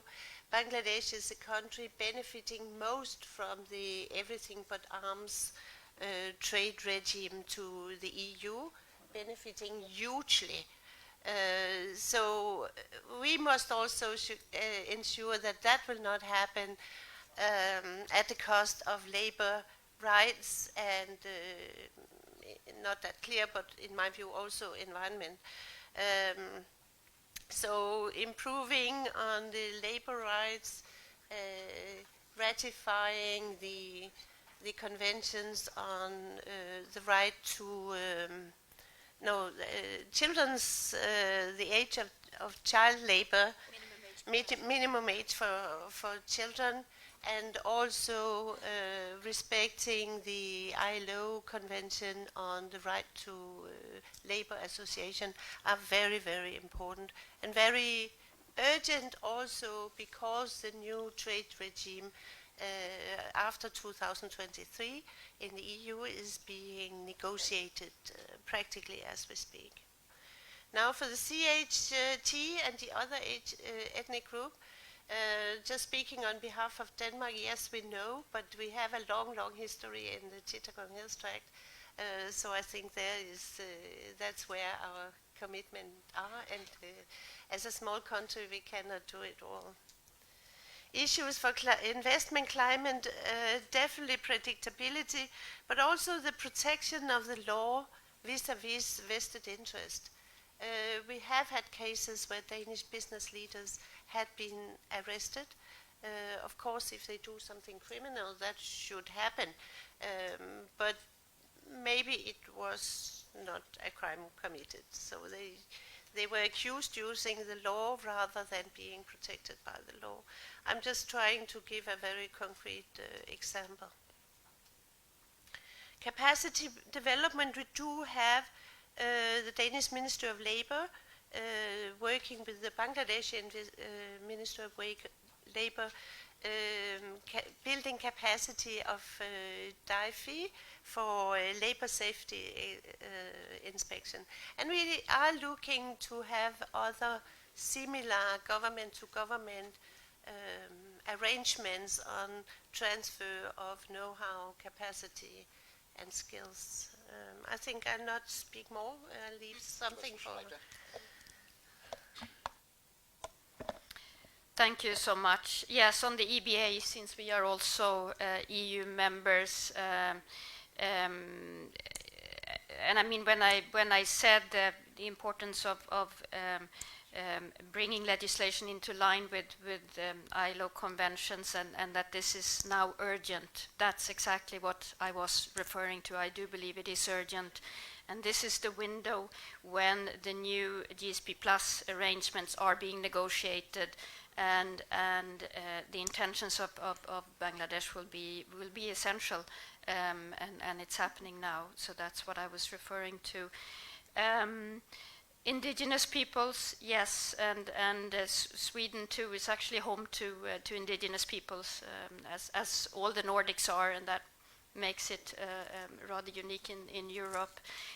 We are doing some support. It's through the ILO to programs that work on indigenous women's. So some, perhaps we could do more, but we are, a large part of our support is to civil society organizations, including many active in the area of human rights. And that's also what I was referring to. It's very important that funding of civil society organizations can continue, because those organizations will need funds in order to contribute to the future development of Bangladesh continuously. Yes, ease of doing business. I could add more examples. I think a few things that I would like to mention is sudden back taxing without any real good explanation, and linked to issues of corruption, unfortunately. Rules changing suddenly. You come in with an idea and a concept, and a couple of years later a new rule comes into force, which then removes the profitability or disadvantages foreign companies in that particular sector, and the companies then lost its investment. I mean, it's not complicated things. I think it also would be important for Bangladesh to know which type of investments may be coming in, what's looking at Bangladesh, because often when I bring this up, I'm told that, well, the special economic zones will be put in place, and there will be for those companies who come in there, it will be easy, it will be one-stop shop. But a lot of Nordic companies are not looking at coming here to establish themselves in special economic zones. They want to come with their high-tech ideas and work with Bangladeshi mid-sized companies, other companies, together in the new global market economy. And so it's important that those companies that come with those intentions also feel that it's a manageable environment that they can navigate as well. Customs, transport, everything that could be made easier and without passing through less hands. So those are a couple of things I could mention. Capacity development, we are doing a lot of it actually, and we're doing it also through the training programs, but for us, we will never be able to come in with large-scale programs. It'll be targeted, and often through Swedish authorities with knowledge. So we do those training programs. I mentioned also statistics agency, trade. So a number of programs are ongoing. We were looking at taxation if there was an interest. There wasn't at the time, but I think our taxation agency could probably revert if in the future there is an interest at collaboration. One thing that would help us coming in with that sort of help is what tends to happen is that people go for these training programs. It needs to be a good dialogue around who goes, not who stands in turn, but who's actually the key person in the future for this particular specialty. Secondly, when the person comes back, sometimes moves very quickly into something else. So if we can also discuss on how we can do this more efficiently that we're already doing, I think that would be also very helpful, and we'd like to continue doing a lot of that. Thanks. Thank you. Thank you. So the first of the next round, Ambassador Shamim Ahmed. We have about 40 minutes, so we'd like to be short, sharp, crisp. Okay, thank you, Chair. And let me begin by thanking all three ambassadors for the excellent presentations. I'll ask two short questions. The first one will relate to cooperation in the field of education, if any, between Bangladesh and each of your countries. And what are the scope for further enhancing such cooperation? What are the opportunities for Bangladesh students to pursue higher education in all three countries? And if it is rather scanty, is it because the language is a factor? My second question relates to the visa policies of each of the three countries. I'm sure that you have Norway, Sweden, and Finland. Denmark. You have tourism promotion programs and all. So do you encourage people from Bangladesh to visit your countries? And there is a general feeling that it's very difficult for Bangladeshis to obtain visas for these countries. So I would like to get some elucidation from you. Thank you. Okay, thank you very much. Tamina Khan, Mrs. Tamina Khan. Hello, good afternoon. I'm Tamina Inayat, and I'm from Cosmos Gallery, and I'm Zonchen, with the talk operator from Zonchen. And we are doing, thanks to all the beautiful, I'm really empowered today by all the female ambassadors today, and I'm actually working for the early marriage, this in Bangladesh. So we have gone a long way, and still we're working on that, and we have success in that field. So my question is very simple though.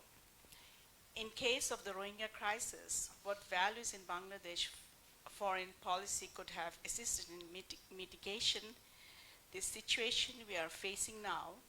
Should we have taken a more active role in foreign policy towards the crisis to the very beginning when the very first influx happened in the early 90s. So what foreign policies, values should we have practiced then? Thank you, Mrs. Tamina Anayat. Admiral Awa.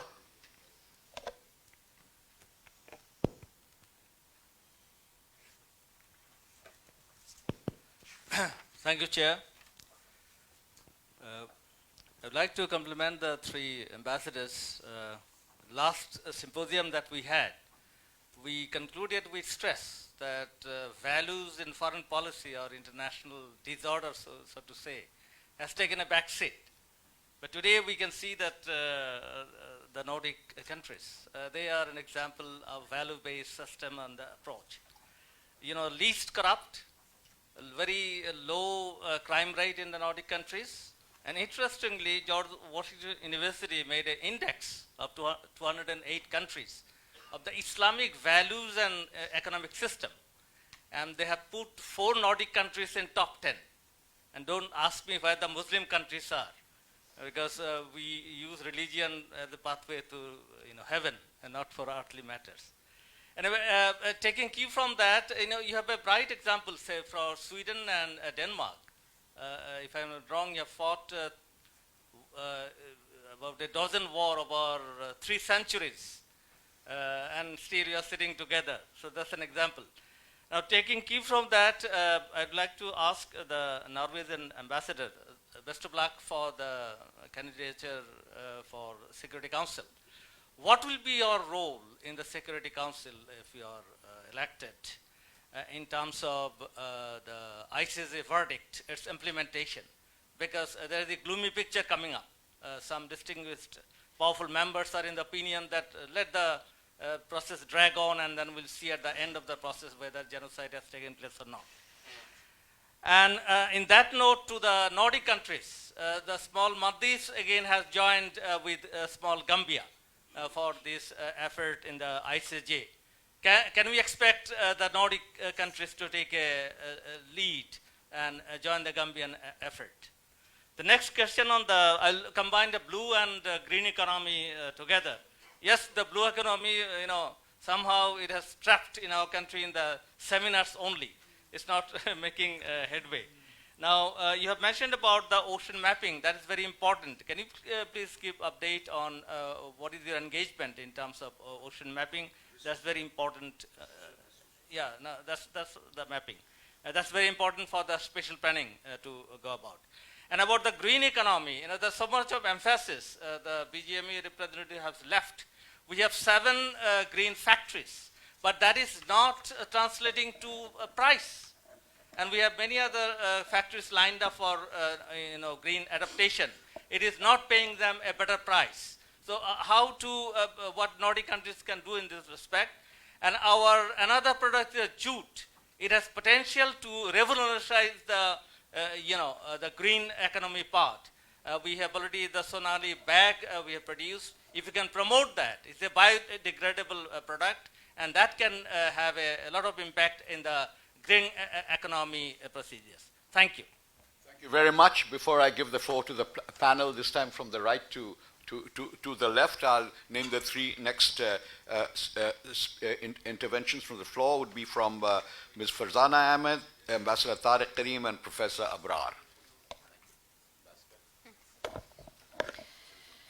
Thank you so much. Question on higher education.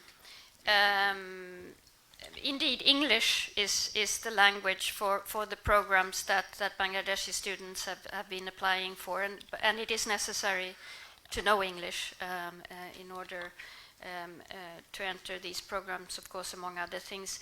I think it seems that a lot of people are looking at Sweden for innovation and sustainability. So those are common factors, I think.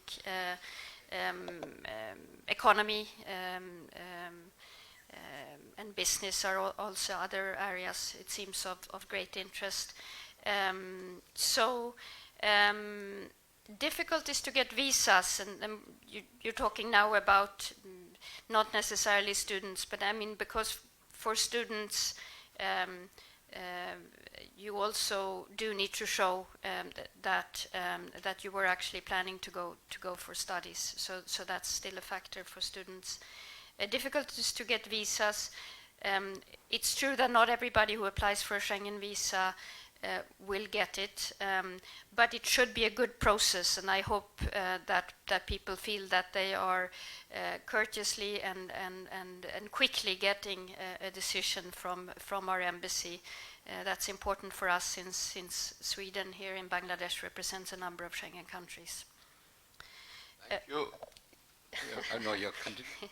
Yes, I wanted to also early marriage. Thanks for mentioning that you're working on that. We are also supporting actually quite a bit of work through organizations to reduce early marriage. It's hard for me to comment on what Bangladesh could have done in the 90s. I think it's very difficult to say if anything would have turned out differently if Bangladesh had done it differently. I think for us, we're trying to start from where we are now and be as helpful as we can for the future. Of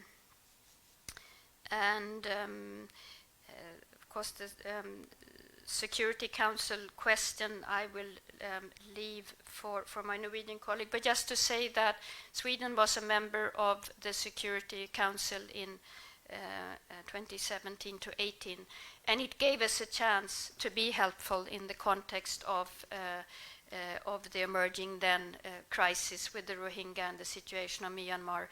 We may not have gotten where we all had wanted, but at least it gave us the chance to have an influence. So that's why also we think that it would be very important to have another Nordic in the Security Council. Maldives, it's where we are at for the moment, and I think we're watching the development with the same interest as you are.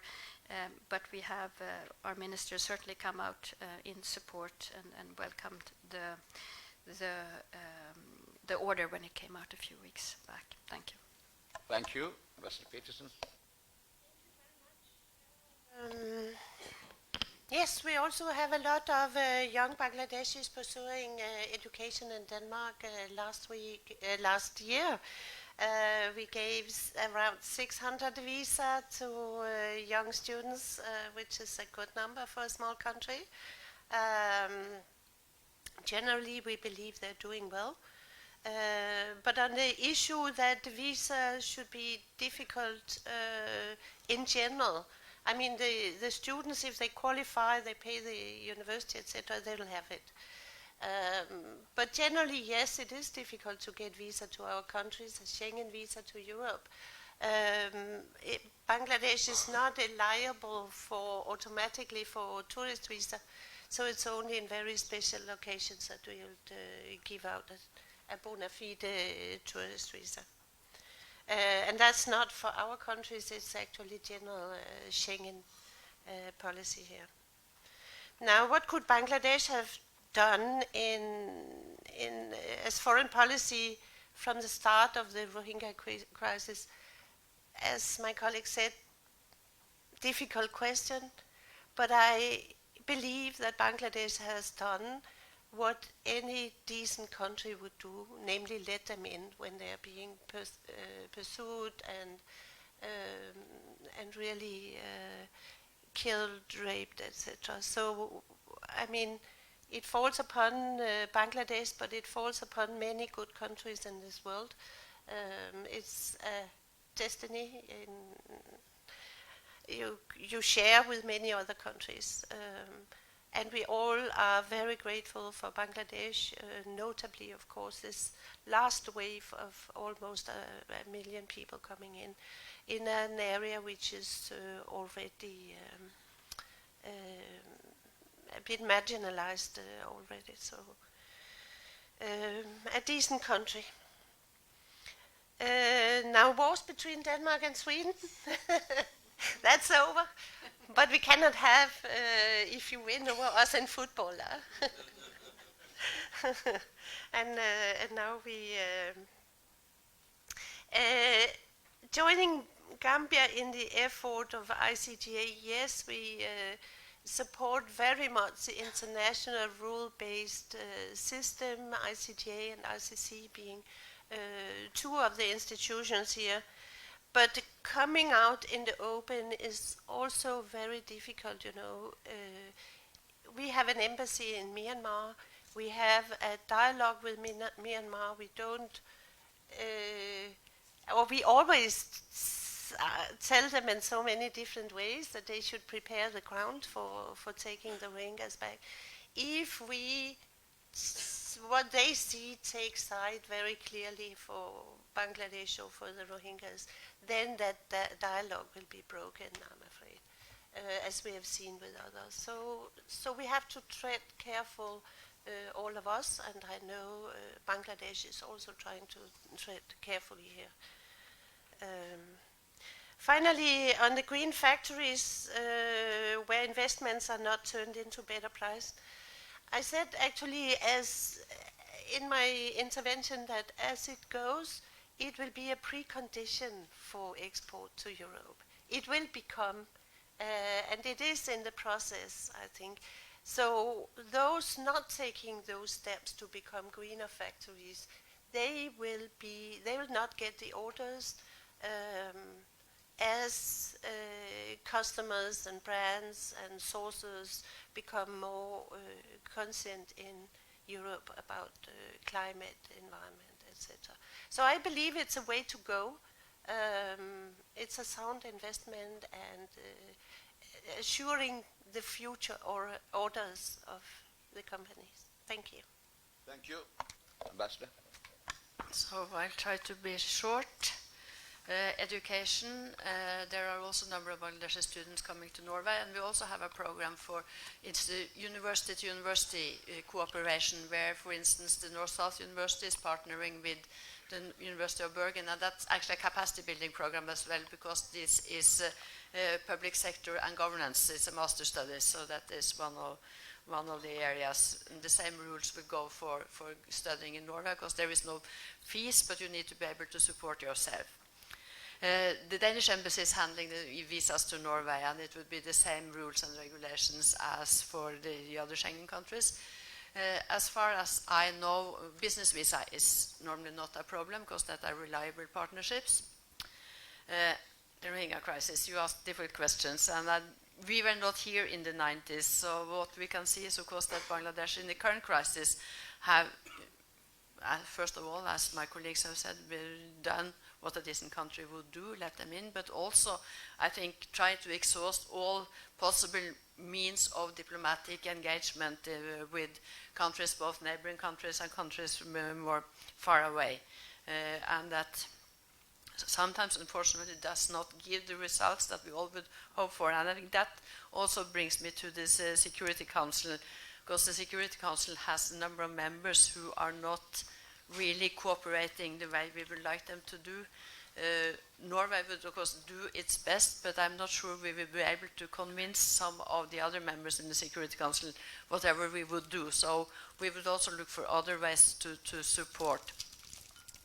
Whether we'll join Maldives or Gambia, that is not really been up for a serious discussion yet, but the more countries that are possibly joining, that would be something that we would have to look into and make an assessment based on what we see as the most conducive way of preparing the grounds for the Rohingyas to return, whether we, like Denmark, would need to be in the position of continuing dialogue with the authorities of Myanmar, or whether it's better other ways and other means are the most fruitful. We will have to make an assessment of that. The blue economy. Norway has a top model research vessel called Dr. Fridtjof Nansen, who is doing surveys. This is the third of these vessels, and is doing surveys all over the world. It was in Bay of Bengal, Sri Lanka, and Myanmar, Bangladesh, and Thailand last year. Bangladeshi researchers were on board, and they are still participating in follow-up. And Bangladesh has requested for this research vessel to come back. It's surveying then the marine resources, but also the health of the ocean, the oxygen, the salinity, the temperature, all these things. And this data are now with the Bangladeshi authorities and government to be used for future policy. And then when it comes to the garments, there is of course also another element that this is business. This is not sort of decided. The prices are not decided by the government. That is a business relationship between the factories and the buyers. So negotiation skills is another element. But as my Danish colleagues say, you know, in the longer run, European customers would ask for that, and that would be in that way you would have an advantage compared to factories that are not green. Thank you. Thank you. So we begin the next round with Ms. Farzana Ahmed. Thank you. Well, we've been having a series of discussions on values, and I guess the Nordic model is promoted because of how that model has promoted, inclusivity in your own societies and created a more fair and equitable society. The question I ask is, to what extent is that model adopted when you are promoting your companies working in countries like Bangladesh? And we mentioned various issues like corruption. Of course, it takes two hands to clap in corruption. There's the person giving the bribe and the person receiving the bribe. We talked about taxation. Well, there should be a respect for the rules and laws of the Bangladesh internal revenue system, rather than putting it in the context of it might affect FDI. We talk about the importance of promoting collective bargaining, but would companies like H&M promote that when it comes to how it affects the way they operate in Bangladesh? So what we're really looking is to see, is the Nordic model promoting a higher value system beyond simply you as ambassadors promoting the interests of your companies. So I'd be interested to understand to what extent that would be emphasized by your governments. And in general, I guess the other point we're talking about immigration, and that Bangladesh has been very generous in accepting over 1 million, we don't know the exact numbers, refugees. Now, you all three come from countries where you have very right-wing parties, and in fact, immigration has been very high on the agenda. And in your own countries, you all have reversed this policy of accepting people on need. I mean, the Syrian refugees are not openly welcome. So to what extent do you feel that what's happening internally is going to erode those Nordic values? Thank you. Ambassador Tariq Karim.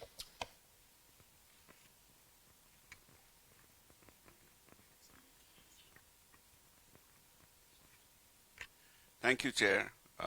Compliments to Anayat and the Cosmos Foundation for so consistently carrying on with this series of very, very useful and illuminating dialogues, which informs not only us, but also informs the speakers. Thank you, Chair, for your very erudite remarks and introduction. And my compliments and thanks to all the three ambassadors for very educative presentations, which also enlightened us. I just would like to pick on two of the aspects of your discussions today. One was in relation to the blue economy and the blue dot, and the second was Sweden's. Sweden, I think, has completely eliminated its own household waste because it recycles practically everything into power, and in fact perhaps is even importing household waste from elsewhere to keep their power plants going. Now, I'm in the first one, in the blue economy, everybody I talk to or have been talking to, when they talk of it, they talk of extraction and harvesting and exploitation. And one can literally see the dollars popping out of their eyes when they talk about it. Nobody has actually talked about the problems that exist which could prevent us from actually harvesting anything. And in the Bay of Bengal, which for Bangladesh is absolutely of existential importance, there are three problems. Now, I'm curious to know whether any of the Nordic countries have been approached by Bangladesh for assistance in addressing these problems which are growing. Number one, the problem of your resource, you are doing a mapping of the resources of the seabed. Are you also helping, or has anybody requested you for help to map the dead zone of 60,000 kilometers which has been there, discovered relatively recently, which could affect all of us, all the Bay countries? There might be nothing to harvest if we don't attend to it. And we don't know how it is growing, what's causing it, and where it's likely to go. Number two, in terms of the plastic, which you mentioned about the pollution in the oceans, we are likely to end up with a plastic soup in 50 years from now if that is not attended to.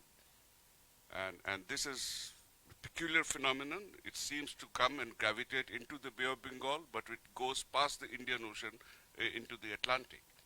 So there's something to do with the vortices and the currents and the winds which push them into the Bay of Bengal. Has there been any approach to that? If there were, would you be willing to help? And number three, the recycling of waste, including plastic waste, is an area which would be very fertile grounds for expanding cooperation between the Nordic countries and Bangladesh. Can any of you help in this, particularly transforming or converting household waste into energy? I think there is only one industry in Narayanganj which is doing something of that, but I'm not aware of anybody else who has taken it up, nor have I heard of any of our big power companies even evincing any interest. So we are still going headlong into thermal-based power, which has consequences for the global environment. Thank you. Thank you. Professor Abrar. Thank you, Chair. I have two quick questions. One is, we have heard about the Rohingya issue, and we deeply appreciate the support that Bangladesh is getting from different countries, including the three states that are represented here. The issue of engaging with Burma has come, and one of the reasons you are assigning is that, we are in dialogue. Is there a, what you call, plan that a lot of talks are going on, discussions are going on, engaging with them are going on, but it's not leading to any meaningful change?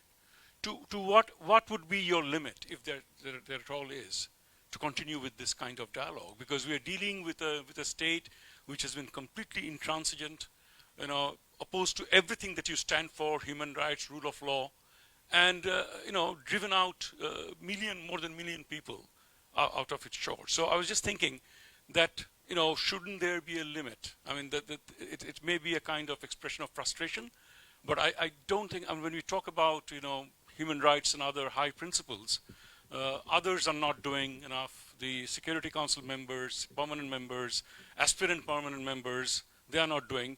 But that does not absolve others who stand up for principles to sort of promote that. That's my number one question. The second issue is more at home. Human rights is an important issue. We talked about development and engaging with the development that is taking place in the country, and we all deeply appreciate that. One of the fundamental things is people's engagement in that development process. And we are all aware the way the elections have been conducted, the way the Digital Security Act, the freedom of expression, the shrinking democratic space that we are talking about. And I'm not really, what I feel is the UPR had taken place, but it seemed the people of Bangladesh have paid a price for hosting the Rohingyas, in the sense that the kind of scrutiny that the country would have gotten, if they had not hosted the Rohingya. I don't think that kind of scrutiny had gone through with the kinds of extrajudicial killings and shrinking democratic space that we talked about. The civil society, she's talked about social, economic, and cultural rights organizations are under think about the organizations which are working for civil and political rights. And those are some of the issues we expect the international community to, again, do the things that it's meant to be doing. And for some reason we have felt that it has not happened. And that's where a degree of frustration lies. I just thought I should flag it. We are having a very interesting discussion, but that particular dimension also needs to be flagged in here. Thank you. Thank you. Okay, so we will go from left to right, but before that I will name the three next interventions from the floor. Would be, we will have Ambassador Shahid Akhtar, DG Andalib, and Masood Khan. Come. Okay, so let's start with the values and the Nordic model. And we, as I said, we expect Norwegian companies to follow the same standards here as they do anywhere, and they will follow the United Nations principle on human rights and businesses, as well as the OECD principles for multinational companies. And we have regular dialogue with our companies on that. And of course, we expect them to pay taxes. We also expect the taxation system to be transparent. So that goes, I think, both to the companies and to the government. As my Swedish colleague also mentioned, if you have, you pay your tax and then 20 years later the new tax claim comes, that makes it difficult for companies. That it makes it difficult for me to recommend Norwegian companies to actually make investments in countries where this changes all the time. And you touched, of course, rightly upon a challenging question for us when it comes to refugees and the policy in our own countries, which we are struggling with all the time, and which we have constant dialogue and discussions also in our own countries about how to handle the refugee crisis. I don't think I can give you much more answer than that. Blue economy and the extortion and the harvesting, and also the dead zone. Of course, the mapping that was done with is of course to see what are the resources and to provide the Bangladeshi government with enough information and data to be able to handle this. And there is certain follow-up also conducted and in cooperation with the FAO, who is actually owning this research vessel, which is funded by Norway. So that is one area. And of course, we are quite pleased that Bangladesh just recently joined this port state measures on illegal, unregulated, and unreported fishing, which is part of the problem.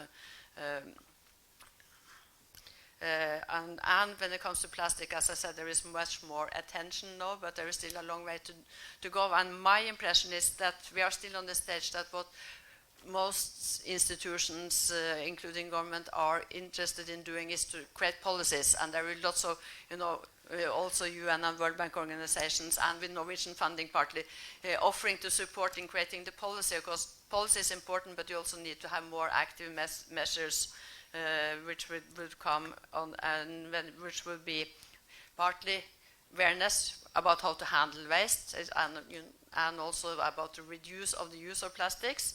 And then recycling, we are, of course, encouraging companies to look into that. So far, there is no concrete investments from the Norwegian side on that. Yeah, and another challenging question when it comes to the Rohingyas as well, that there is, I think we all share this frustration that there doesn't seem to be any measures that has a real substantial influence on the government of Myanmar, whatever ways we are trying, soft or tougher. Possibly there is a limit. I don't know, and it's not my role and my position to say where that limit is, but it's something, because we are also having a very close dialogue with our embassy in Myanmar, and we are discussing this all the time, and it's important for Norwegian policy to be able to see this from both sides, so that we have a common ground of knowledge to make the Norwegian policies. I don't think you're right that we are not as tough in the UPR on Bangladesh as we would have been when it comes to Rohingyas. Norway presented a number of recommendations. 3 were accepted and 2 were noted or rejected. So I think that we still continue to bring this up, and But as with the dialogue with the government of Myanmar, of course, also with the government of Bangladesh, we're trying various ways. The goal is not just to make a statement and it's seen that we made a statement. The goal is actually to contribute to change. And there will be various methods to do that. So we would continue to be partners and participate in whatever the civil society organizations are doing, as well as we try to have constructive dialogue with the government on all those difficult issues. Thank you. Thank you very much. Is the Nordic model applicable for business in Bangladesh? I believe it is. And that's because, I mean, the businesses need to be respectful of good practices, environment, etc. There's actually a scandal, a case in India right now, a big Danish company, Carlsberg, being accused of paying bribes, big scale. It's hitting the headlines in Denmark. People don't like it, shares are falling, and as they're also doing business in the UK, they may be subject to punishment in the UK also, which they are of course not interested in. So there's a lot at stake for notably the big businesses, but also minor businesses. They cannot be seen to pay bribes. It's too risky, or not treat the workers properly, or the whole range of values we have talked about. I cannot promise you that all Danish businesses will behave. Of course, I cannot. There are also bad guys there, but at a general level, I would say that they would respect good business practices. Refugees and the Nordic model, now we have a social democratic government in Denmark, not the liberal conservative one who went to great lengths to scare refugees away from coming to Denmark, as you may have noted. But I think as for Bangladesh and the population, the host community in Cox's Bazar, likewise, there are dilemmas for us.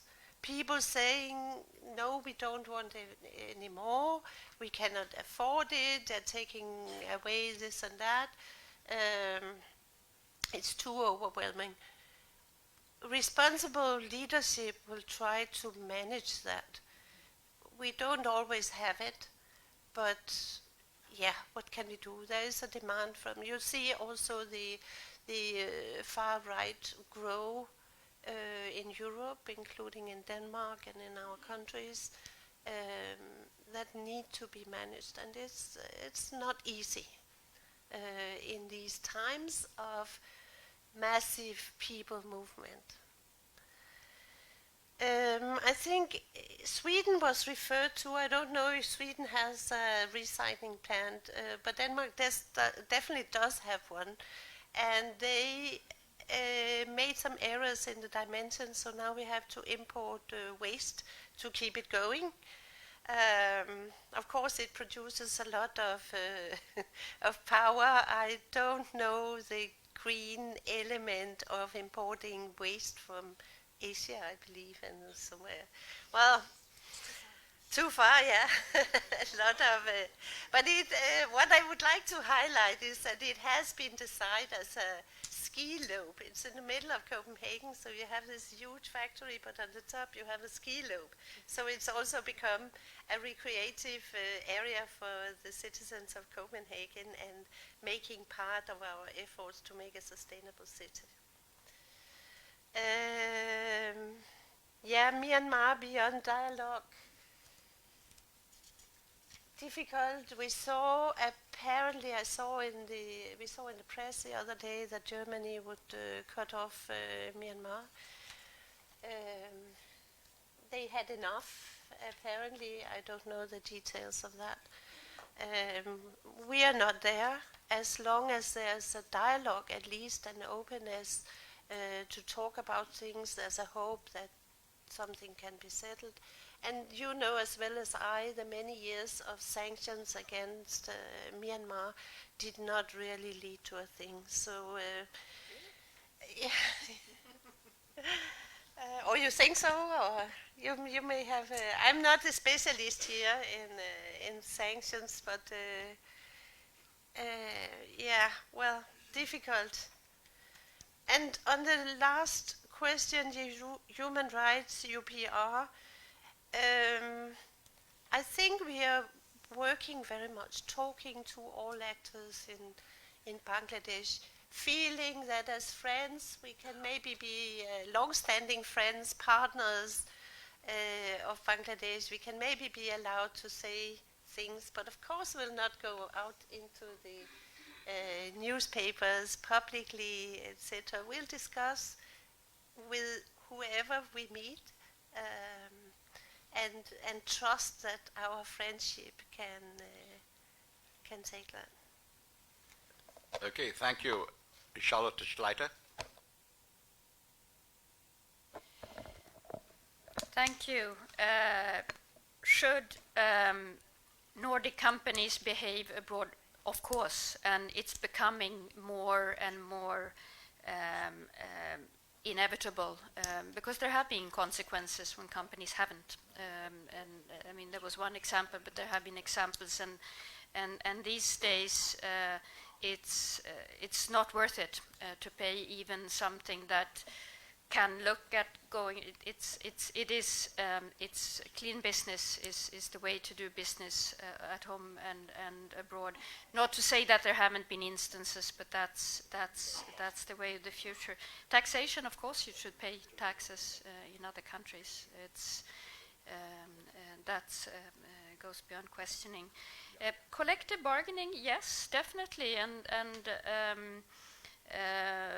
I have heard nothing from the companies here to say that they would shy away from that. On the contrary, I know that it's something that they would welcome, and I also know that at least one of the companies has training when it comes to workers' dialogue at the workplace, etc. here. So it's something that they very much promote and believe. In the spirit of the global deal, that of course social dialogue and freedom of association and collective bargaining is the way of the future. Right-wing parties, yes, we have them. We are definitely not debate-free societies at all, and there are a number of issues being discussed. We do receive refugees still, but yeah, there's much more debate than there has been in the past about numbers, etc. So that's definitely there. Household waste, yes, very much so. We have, it's called waste to energy, and it means that these days I think 1% of our waste goes into landfill, and the rest is actually used for energy. And like Denmark, yes, it means eventually you run out of garbage and you can then import. I think we've been importing from the UK, from Norway. Not though from Asia, I believe it's a little bit far. So there's always that. No, it's been seen as something very positive. It also prevents things. We have a lot of recycling in all our countries. It's about also creating the habit of people actually recycling their own waste at the source, and then for it to be used in a way that doesn't pollute. So that's very important. We've also often had the question, how can we buy the waste to energy plant? And of course our waste to energy plant is not a kit. I wish it were, but it has been put together with technology from many countries, and there have been actually discussions to see, can we helpfully find ways to assist other countries to procure the same type of systems, and I hope that will be the way in the future, and that there are actually a number of Swedish companies that are very very active in this sector.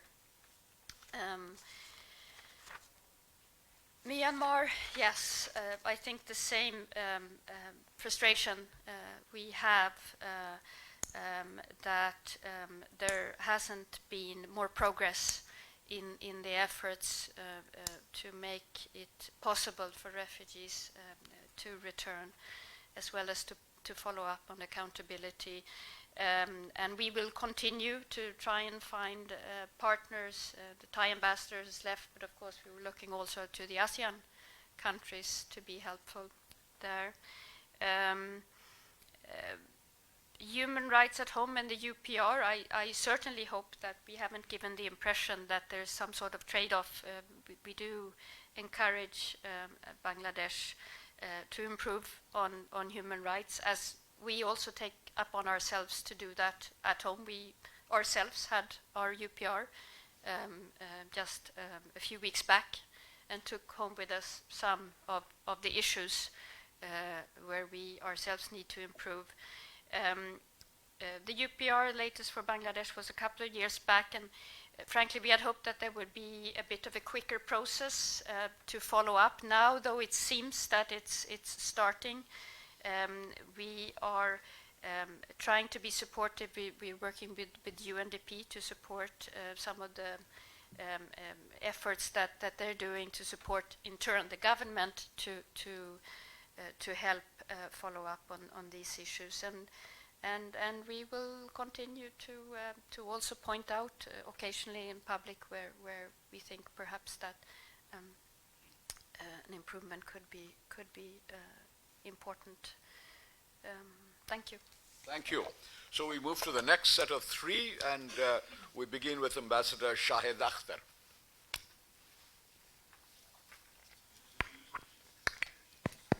Thank you, sir. Well, keeping in mind the lateness of the hour, I'll be very brief.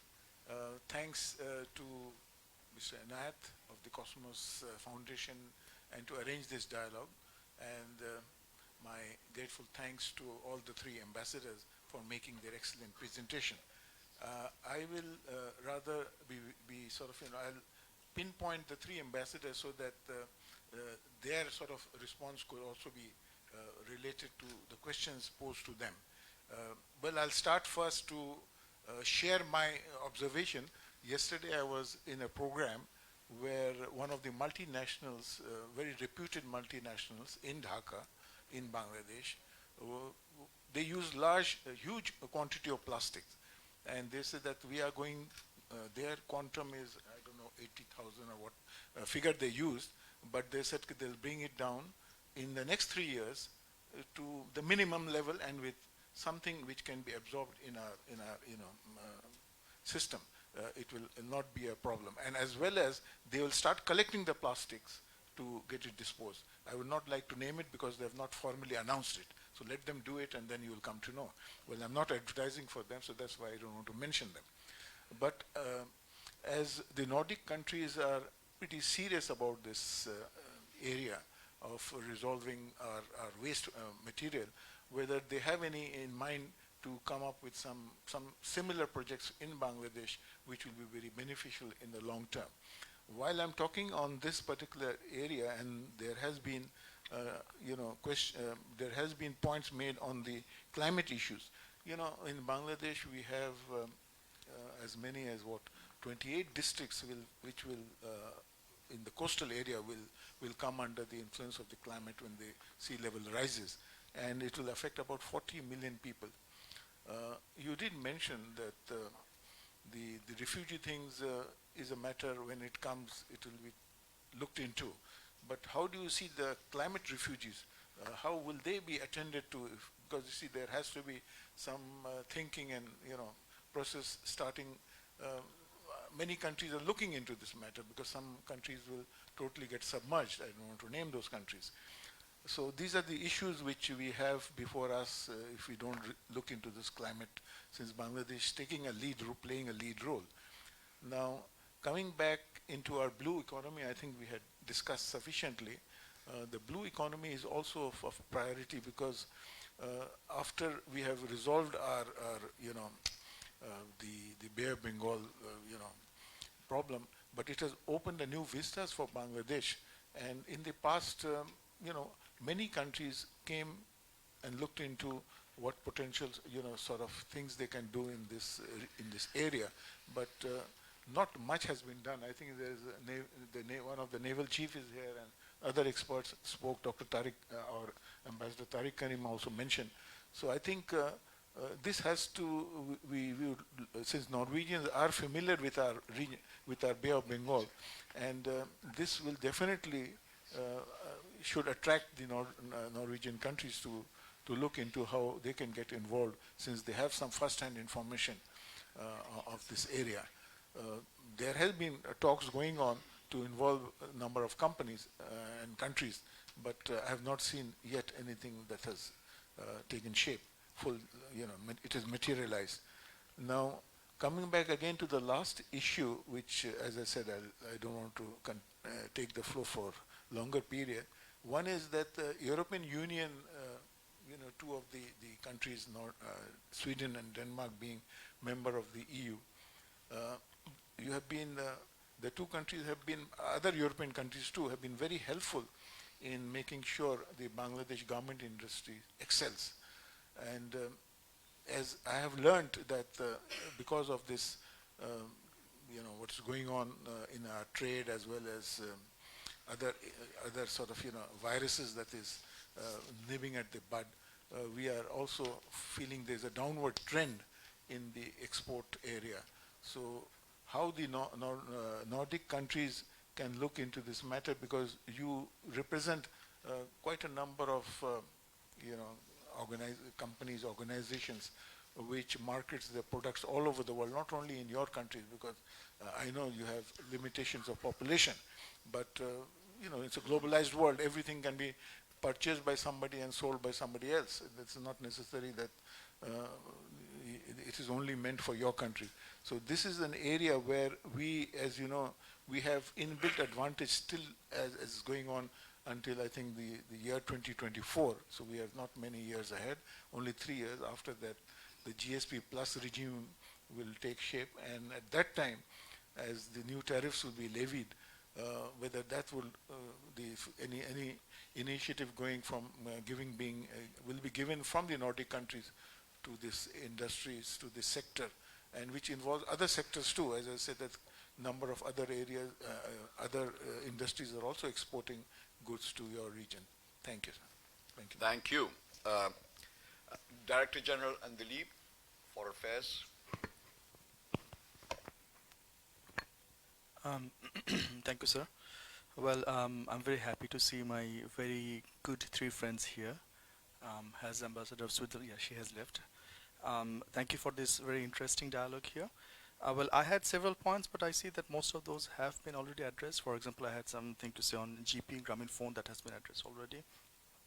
On business climate dialogue. So let me directly come to 3 requests or 3 suggestions that I would like to make here. Maybe 3 requests, not suggestions. First of all, regarding the issue of labor rights that was raised by the ambassadors. You would, I'm sure you would acknowledge that we have not shied away from that problem. We are engaged with our partners on this issue. I'm sure you know that next week, no, the week after, there will be an EBA mission from European Union coming on to discuss these issues, and we are always ready to discuss anything with them and to take the course that is necessary to take. Here we could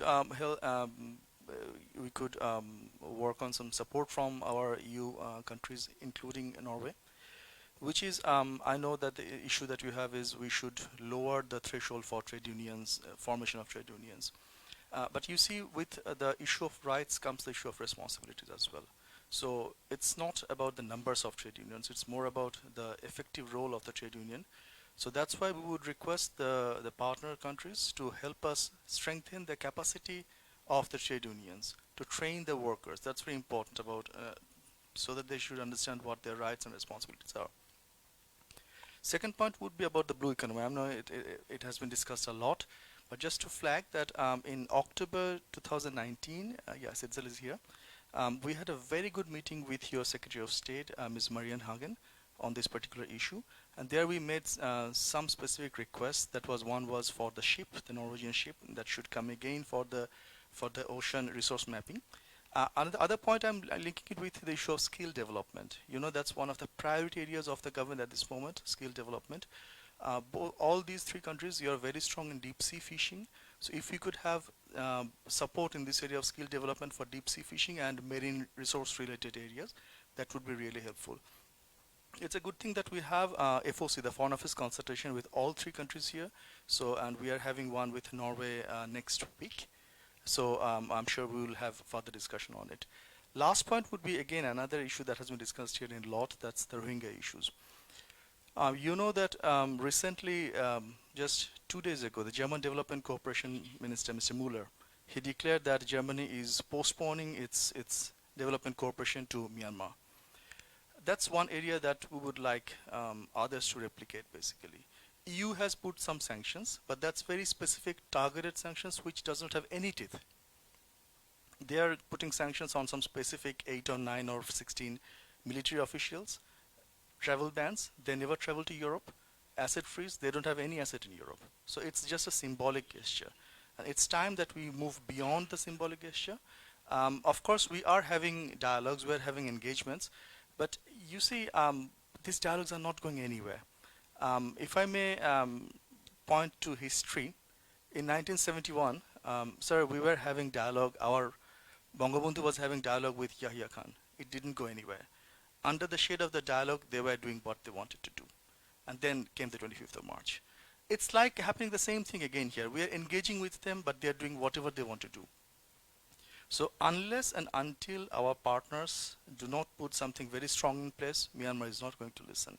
Of course, then there is this point coming in from our partners that they have an election in October, so let's wait till October. But we are of the view that nothing is going to change after October. There are not two different phases now. There is no military phase and civil phase who are different. They are the same phase now. That we have to acknowledge. And that's why we would strongly request our partners to follow what Germany has done and put some strong actions against Myanmar. Thank you. Thank you. Now we have, yes, Mr. Masood Khan. Thank you very much. My name is Masood Khan, and once again, definitely another successful dialogue. So I have one question: is that when was the last time SAARC countries got together like this? So my question is actually not about Bangladesh specifically, but it's more about the region here. And you know, all questions I think have been more or less about Bangladesh specifically, but I just like to point out that, you know, I think the Nordic countries, they have unity and they share common goals, and they have found a way to grow together and also maintain that relationship with each other, of course being neighboring countries. At this point, I think South Asia is quite disjointed. Of course, you know, each of the countries are having their own issues, but also I think, you know, there are some highlights, positive things, like, you know, we can maybe work with Sri Lanka when it comes to literacy. We can work with maybe Nepal, their tourism, or what they had before. Bangladesh is very stable at the moment, politically, economically. We can learn from that as well. So my question basically is, like, what is the advice you can give to us? Because Bangladesh cannot grow alone and develop like the Nordic countries. So we need to work together, just like how you have worked together over many years. So that's my question. Thank you. I'll give the floor back to the panel, of course, and we will go the other way around now. But just before I do that, I wanted to sort of underscore the point that our DG was making. Is this thing about the German stoppage of development cooperation, was it in consultation with the European Commission? And Willie raised that point. So if the Germans have, it wasn't. So is it something that is now up with the European Commission or what? It's bilateral. So this is something, it signals something that could the European Commission take a similar position? What I'm leading to is, Yes. yes, yes, they could individually, and if it is, okay, now this is just a suggestion. Okay, Ambassador, we begin from you.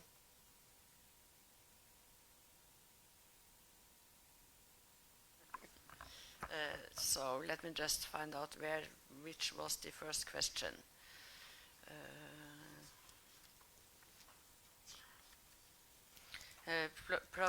Projects in Bangladesh on plastics. We are working with the UNIDO and the World Bank on that, and that will involve the government, industry, and civil society. When it comes to the blue economy, we have already discussed that quite a lot. Possibly some of you, there were two questions, I think, on blue economy, and possibly some of you are also hinting to the oil and gas possibilities. And of course, there very little has happened, and partly that is, I think, because this is a very competitive market, and it's a very, deep sea drilling is extremely expensive, and for Bangladesh to be able to utilize the resources, the first is to have seismic data. And that process has stalled, I think, since 2015. There's a Norwegian company been involved, and as far as I know, even the last try to get that is still not really started. So that is, of course, one thing is to act professionally when it comes to working with the international oil companies. Bangladesh need to act professionally, and you need to know the international scene to be able to attract companies to work in that area, because there's also quite a lot of money involved. The garments I leave for the EU, and the same with the labor rights and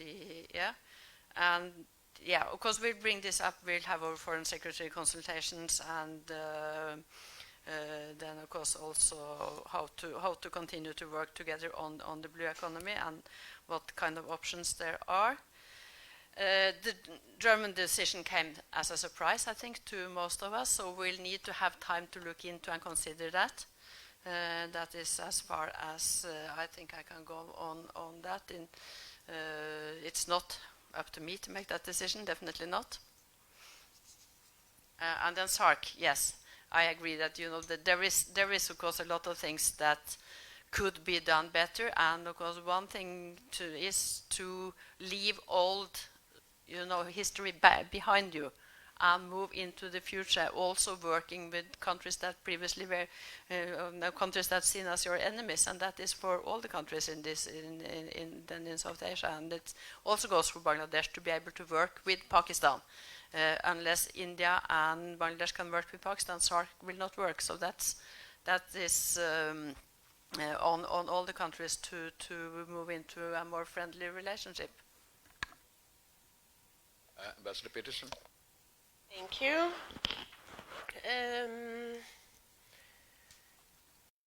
But I'd also like to mention that Bangladesh is becoming an emitter. I also said that in my intervention.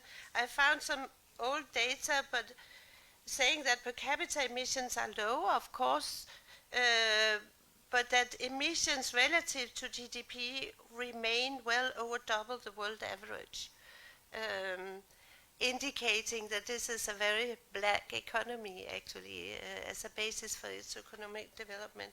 And what I want to say is not to blame, but to say that there's a great opportunity to already now start greening the Bangladeshi economy for the benefit of its people and, of course, also future generations. Now, there was a question also on the EBA expiring in 2024 and whether the Nordics would be able to give access to our markets. And the sad question is no. We are members of the EU, so we have to follow the rules of the EU. That even goes for Norway. You can correct me, Cecil, but you're also following the EU rules on that one. So we'll have to work together with Bangladesh and with the EU to see if we can do it so that that Bangladesh could continue its access to the European market even after the expiry of the EPA, or I mean through the GSP plus. Labor rights, we are very much engaged already. Our trade unions are also working here together with trade unions. As was also mentioned, trade unions and employers associations are active partners in our societies and through the social dialogue. I think we have generally a very peaceful labor market where the employers and the workers, mediated by the state, I would say, share the same vision of the overall goal of the society. They share, of course, not necessarily the vision of salaries, level of salaries, etc. But there are established mechanisms to discuss these things and to balance the interests of one and another. And that's also what we are, together with Sweden and ILO, trying to promote here in Bangladesh through our social dialogue project implemented by ILO. And actually, we could see last year during the strikes early January around the minimum wage issue, those factories where the social dialogue project is being implemented, there were no violence and no strike as far as I remember. At least there was no violence because there was a dialogue and a gateway to finding solutions. So we are very convinced that this is the way forward, and yeah, we are still with you on that one. Suspension of our, what we could call the German model, maybe. I cannot discuss Danish policies towards Myanmar, being the Danish ambassador to Bangladesh. I hear what you're saying. We are having the high-level consultations coming up in May, so I think that will be the place to put that. And lastly, advice to you, South Asia being disjointed. It's difficult. It's very much disjointed. I would say if you can find small areas to start working together, as you already do with some, that may grow with time. Yeah. Okay. So thank you. Ambassador Schleiter. Thank you. Plastics, yeah, I think it's very good if companies will take responsibilities for the plastics that they market, absolutely. What else can be done? It's a good question. I mean, I had an interesting discussion recently about, I mean, why do plastics end up on the ground in the first place? And a lot of it is actually the habits, our own habits. We had, when I started school in the early 70s, there was a campaign during that period which they called Keep Sweden Clean or something, which was actually a school campaign to, you know, alert kids to the fact that if they throw plastics on the ground, then somebody else is going to have to pick it up, and it's easier if we don't throw them in the first place, and in fact we can actually pick up garbage. So that's always something that Bangladesh can look at, new habits for a new generation. It worked actually really well for us, and there's much less of a tendency of people throwing things on the ground. There's also a trend, and it may sound more like a gimmick, but it's called plogging from Sweden as of recent, which means that people join together in groups to jog and while doing that, pick up garbage. And it's not so much the miracles of what you pick up when you do that, but getting into the idea of your own responsibility for what falls on the grounds and then runs with the water and clogs up the drains in Dhaka. So I think that's also an idea. Climate migrants, or I would call them maybe climate migrants. I think we're all watching this, and especially some countries are in very, very serious situations, and including, of course, Bangladesh, seeing that some areas may not be habitable anymore, and we should all work jointly to see where we can help out with that.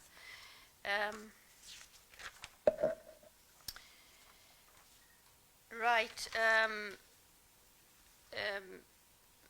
DG Andalib, yes, absolutely. The EBA mission is coming, and I think there's great recognition for the engagement of the Bangladesh side on the roadmap. I think it will be very, very important. I think, like Denmark, we're working a lot on social dialogue, and we also have trade unions who are active here.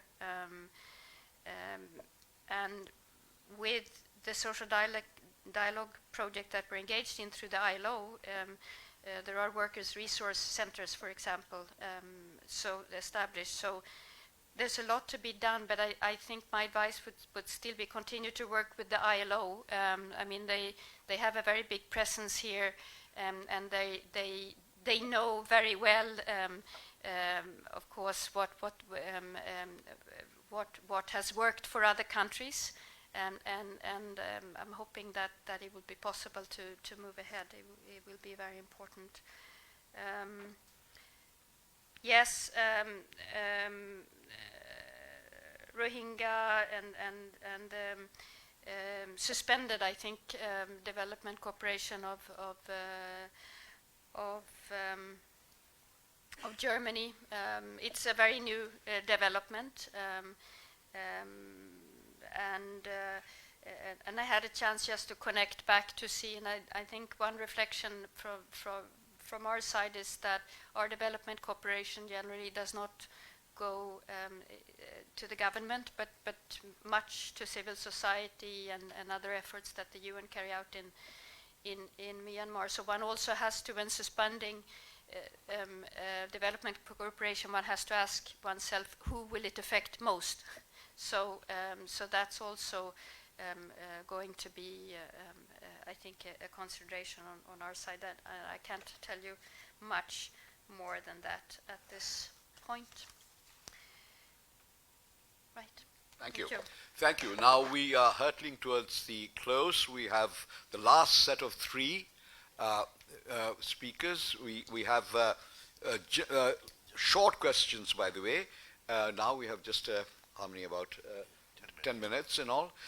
General Zahir, Professor Irfanullah, and Shayan Khan. Please be very brief. General Zahir.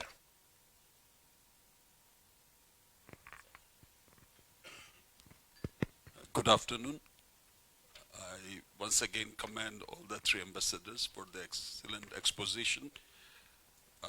But I understand that defense cooperation is often a taboo and not really discussed in open forums.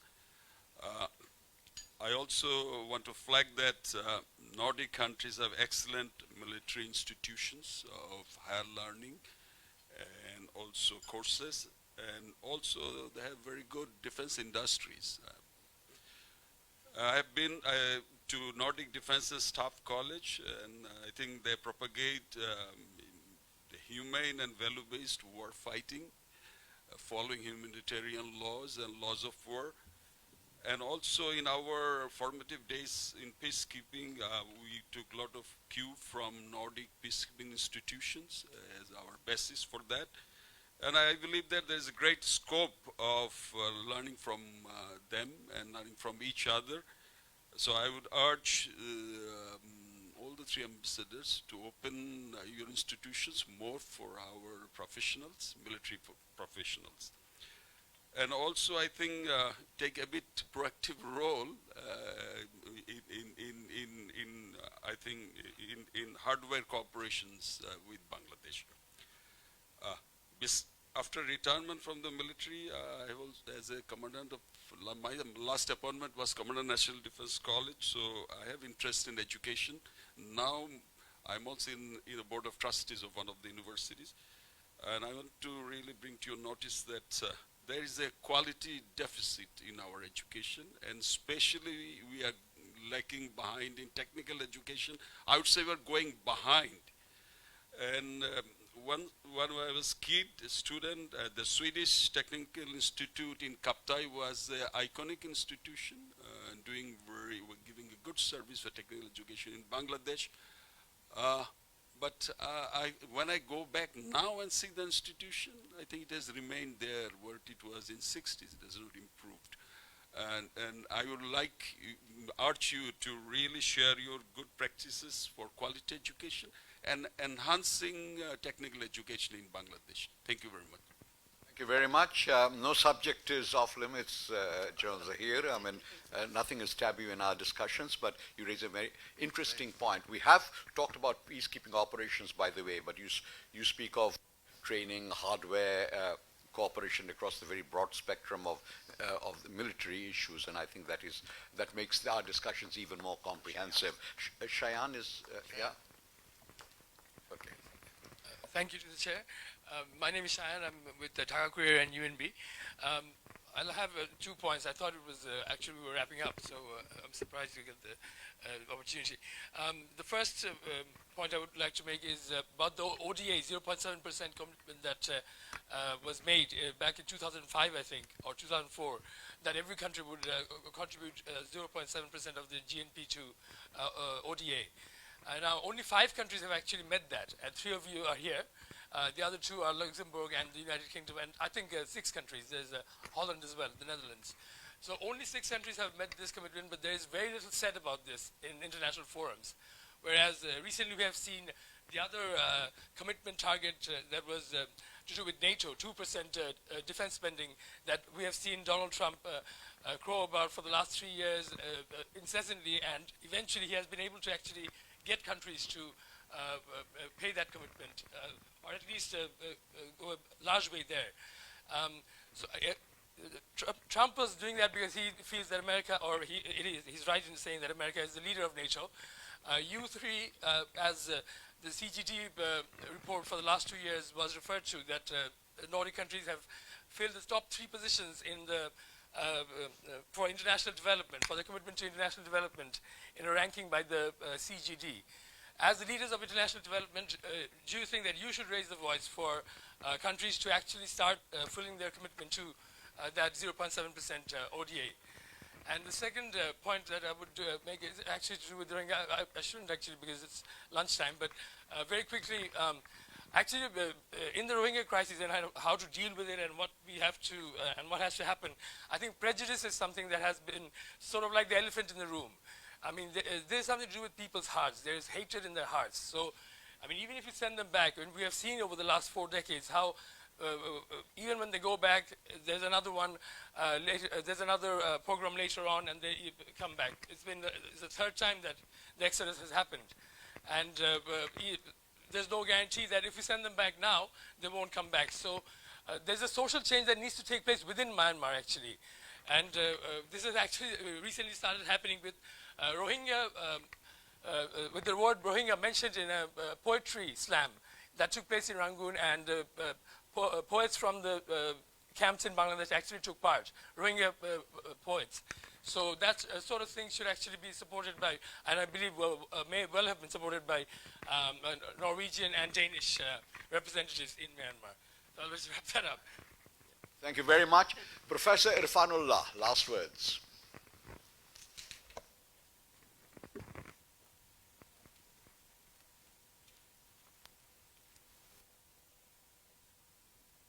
Thank you very much. I was just listening to all the discussion and the questions. We have covered quite a lot actually. I have 2 specific ones. In 2009, Bangladesh government, for the first time, I think one of the developing countries which took a very leading role in planning or taking action against climate change by preparing Bangladesh climate change strategy and action plan. Over the last 10 years we have achieved a lot, and we are expecting that the climate change strategy and action plan has been revised, but it hasn't been out yet. So we are expecting that we will be having another 10 years of planning. To implement that action plan since 2010, Climate Change Trust Fund with its own resources, as we all know. But there was another one, which is Bangladesh Climate Change Resilience Fund, where Sweden and Denmark actually contributed along with other countries. I was just wondering, since the new climate change strategy and action plan is coming out soon, whether the Nordic countries would renew its commitment or support in implementing this particular strategy and action plan. My second point is, since Bangladesh is going to be a middle income country very soon, so knowledge and knowledge-based economy, knowledge-based action is quite important. In tertiary level and in different research institutions, we see research, but those research are not quite translated into evidence, and we don't see that often that those information or evidence is being used to take political or economic decision. Could you please suggest us from your own experience how we can actually translate our research and put it into action so that the investment that is being done at a tertiary level as well as in research institutions can actually make a real difference? So I'm focusing on evidence-informed policy making or decision making. Could you please advise us from your own experience? Thank you. Okay, panel. Schleiter.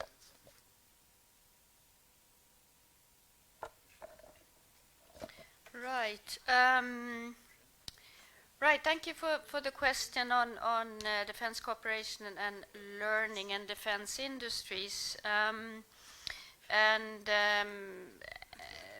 I'm happy to take with me the interest in more collaboration and learning. I think there is already quite a lot when it comes to peacekeeping. At least that's my understanding from my own contacts back home, that there's been a lot of mutual learning actually between Sweden and Bangladesh when it comes to the joint interest in peacekeeping operations.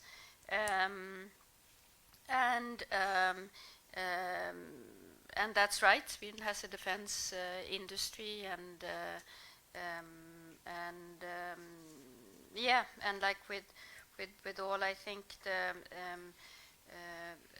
the similar industries in Europe, it comes with all sorts of, I mean, in Sweden it's actually managed by a separate government authority which looks at the processes, the export permissions, etc. So, I mean, it's there. Can there be more collaboration in the past? It's difficult for me to respond to without more detail than that. Kaptai Institute, indeed, I've been there actually. I came by and it was I was in the Chittagong Hill tracks and I dropped by and just surprised. It seemed very well managed, etc. But you're right, the machinery is from a long time back. Still working, mind you, but I guess if you're teaching, you want to teach the students with the newest.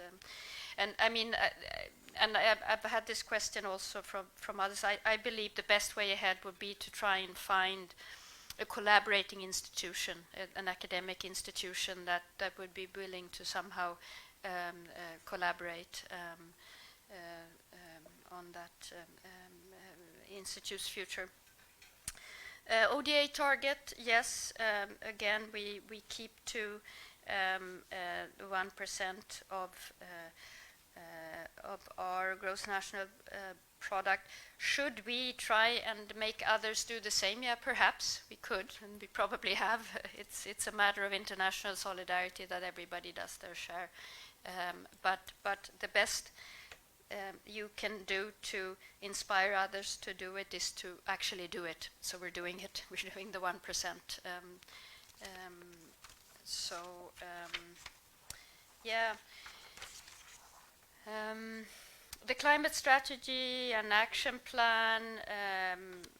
Well, it's good to know that there will be another update forthcoming. Will we contribute to funds? I mean, that's so far a theoretical question.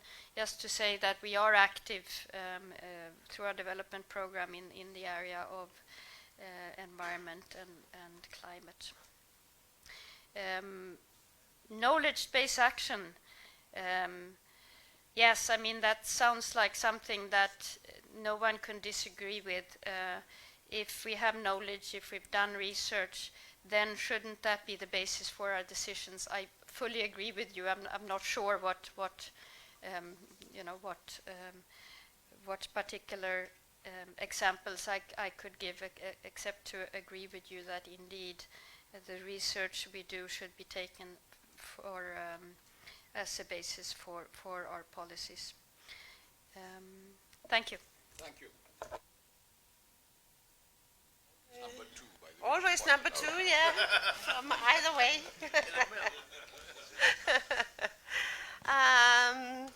Now, in military training institutions, I'm not quite sure, but I don't think that Denmark has any kind of international institutions. So,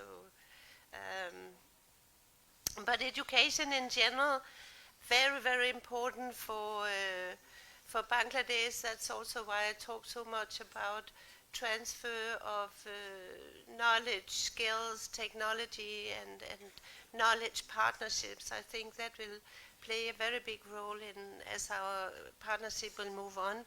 How we will go about it, I don't know yet.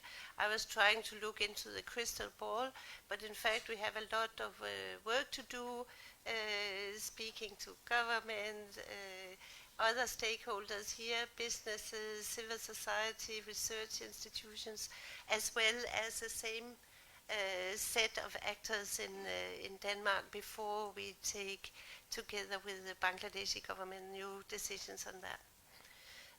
But I understand, I'm not quite sure, but I understand that there are some limitations to foreign universities setting up schools or universities, business schools, whatever here. I've just halfway heard it, and I mean that is very important that they can become interested also in providing quality education in Bangladesh together with the local partners. And we do have research projects ongoing, of course, between universities here, universities in Denmark, but research takes a long time. There's a long lead time before you come out with some results that you can start discussing how to put it into applied use. On the 0.7 ODA, yes, Denmark complies. We had 0.1 like our colleagues some years ago, but a government decided to put it down to the threshold set out by the UN. So we are still compliant, and we use and misuse it when we talk to our different colleagues around the world, trying also to set an example and obliging them to come to that level. The UK has actually done it. It's not easy to find that extra money to increase your expenditure, but I don't really see any international movement now to respect that. Now, just on the Rohingyas, it was mentioned that there is social change in Myanmar, and from the Danish side, and I believe with our Nordic colleagues, we are really trying to support that.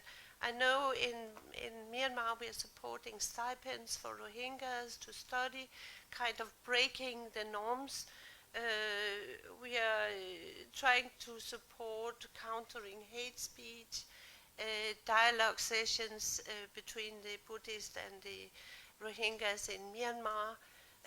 So we are trying to build a foundation from below now that it's also so difficult to to take a top-down approach.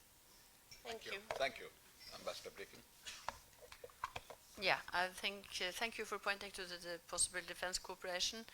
I must just take note of it, I think, and bring it back and see whatever. I'm not sure whether Norway really has an extensive external cooperation from our training institute, but I will note it down and look into it.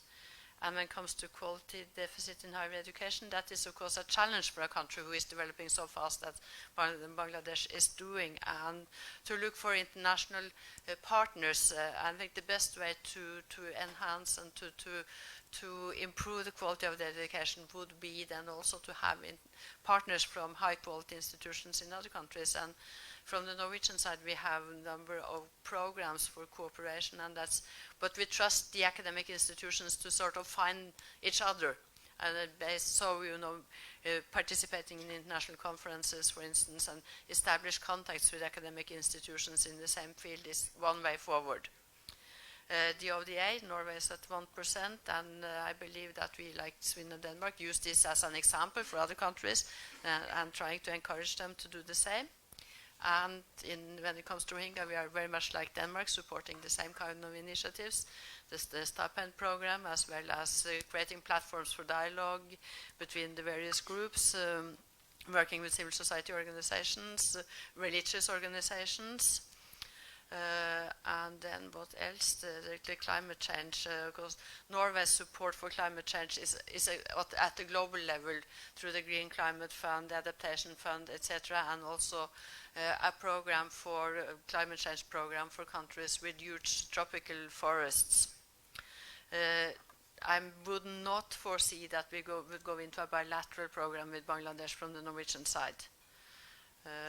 Knowledge and how to get the research to be used. I think sometimes we struggle with that in our own countries as well, and that definitely researchers would say so. So, because it's easy when the research, or it's easier when the research is commissioned by government institutions, because then at least they have some obligation to use it. But then, of course, creating platforms for dialogue, inviting, when possibly starting also with a dialogue with if you have an area you think you would like to do research into and think things need to change, to start with a dialogue with the relevant government institutions to see what do they see as their needs and interest, and take it from there, and then have kind of applied research would be one way possibly to make sure that the results are also used. Thank you. Thank you. We have come to the end of our symposium. I understand that pushing lunch hour back is good for those who practice intermittent fasting. But I'm not going to push my luck too much in that regard, because not everyone does. We have, of course, had extremely interesting discussions. As you can realize, this format was difficult to conduct. You had 3 ambassadors, sets of questions from groups of 3, etc. But we managed to do it in the time and some plus, but all to good use. The purpose of seminars such as this is to have thought leaders in the community interact among themselves with representatives of foreign partners, and at the same time have our government with regard to foreign affairs, the Foreign Office, represented here, and we are grateful to the Foreign Office that they've always been represented in our discussions and have intervened, whether it be the Foreign Secretary, the Additional Foreign Secretary, or the concerned Director General. So I like to believe that the efforts that we in the Cosmos are making in order to put inputs into governance policies is taking shape in some way or will be taking shape in some way in outputs coming out with the result that it will enhance the quality of our decision making.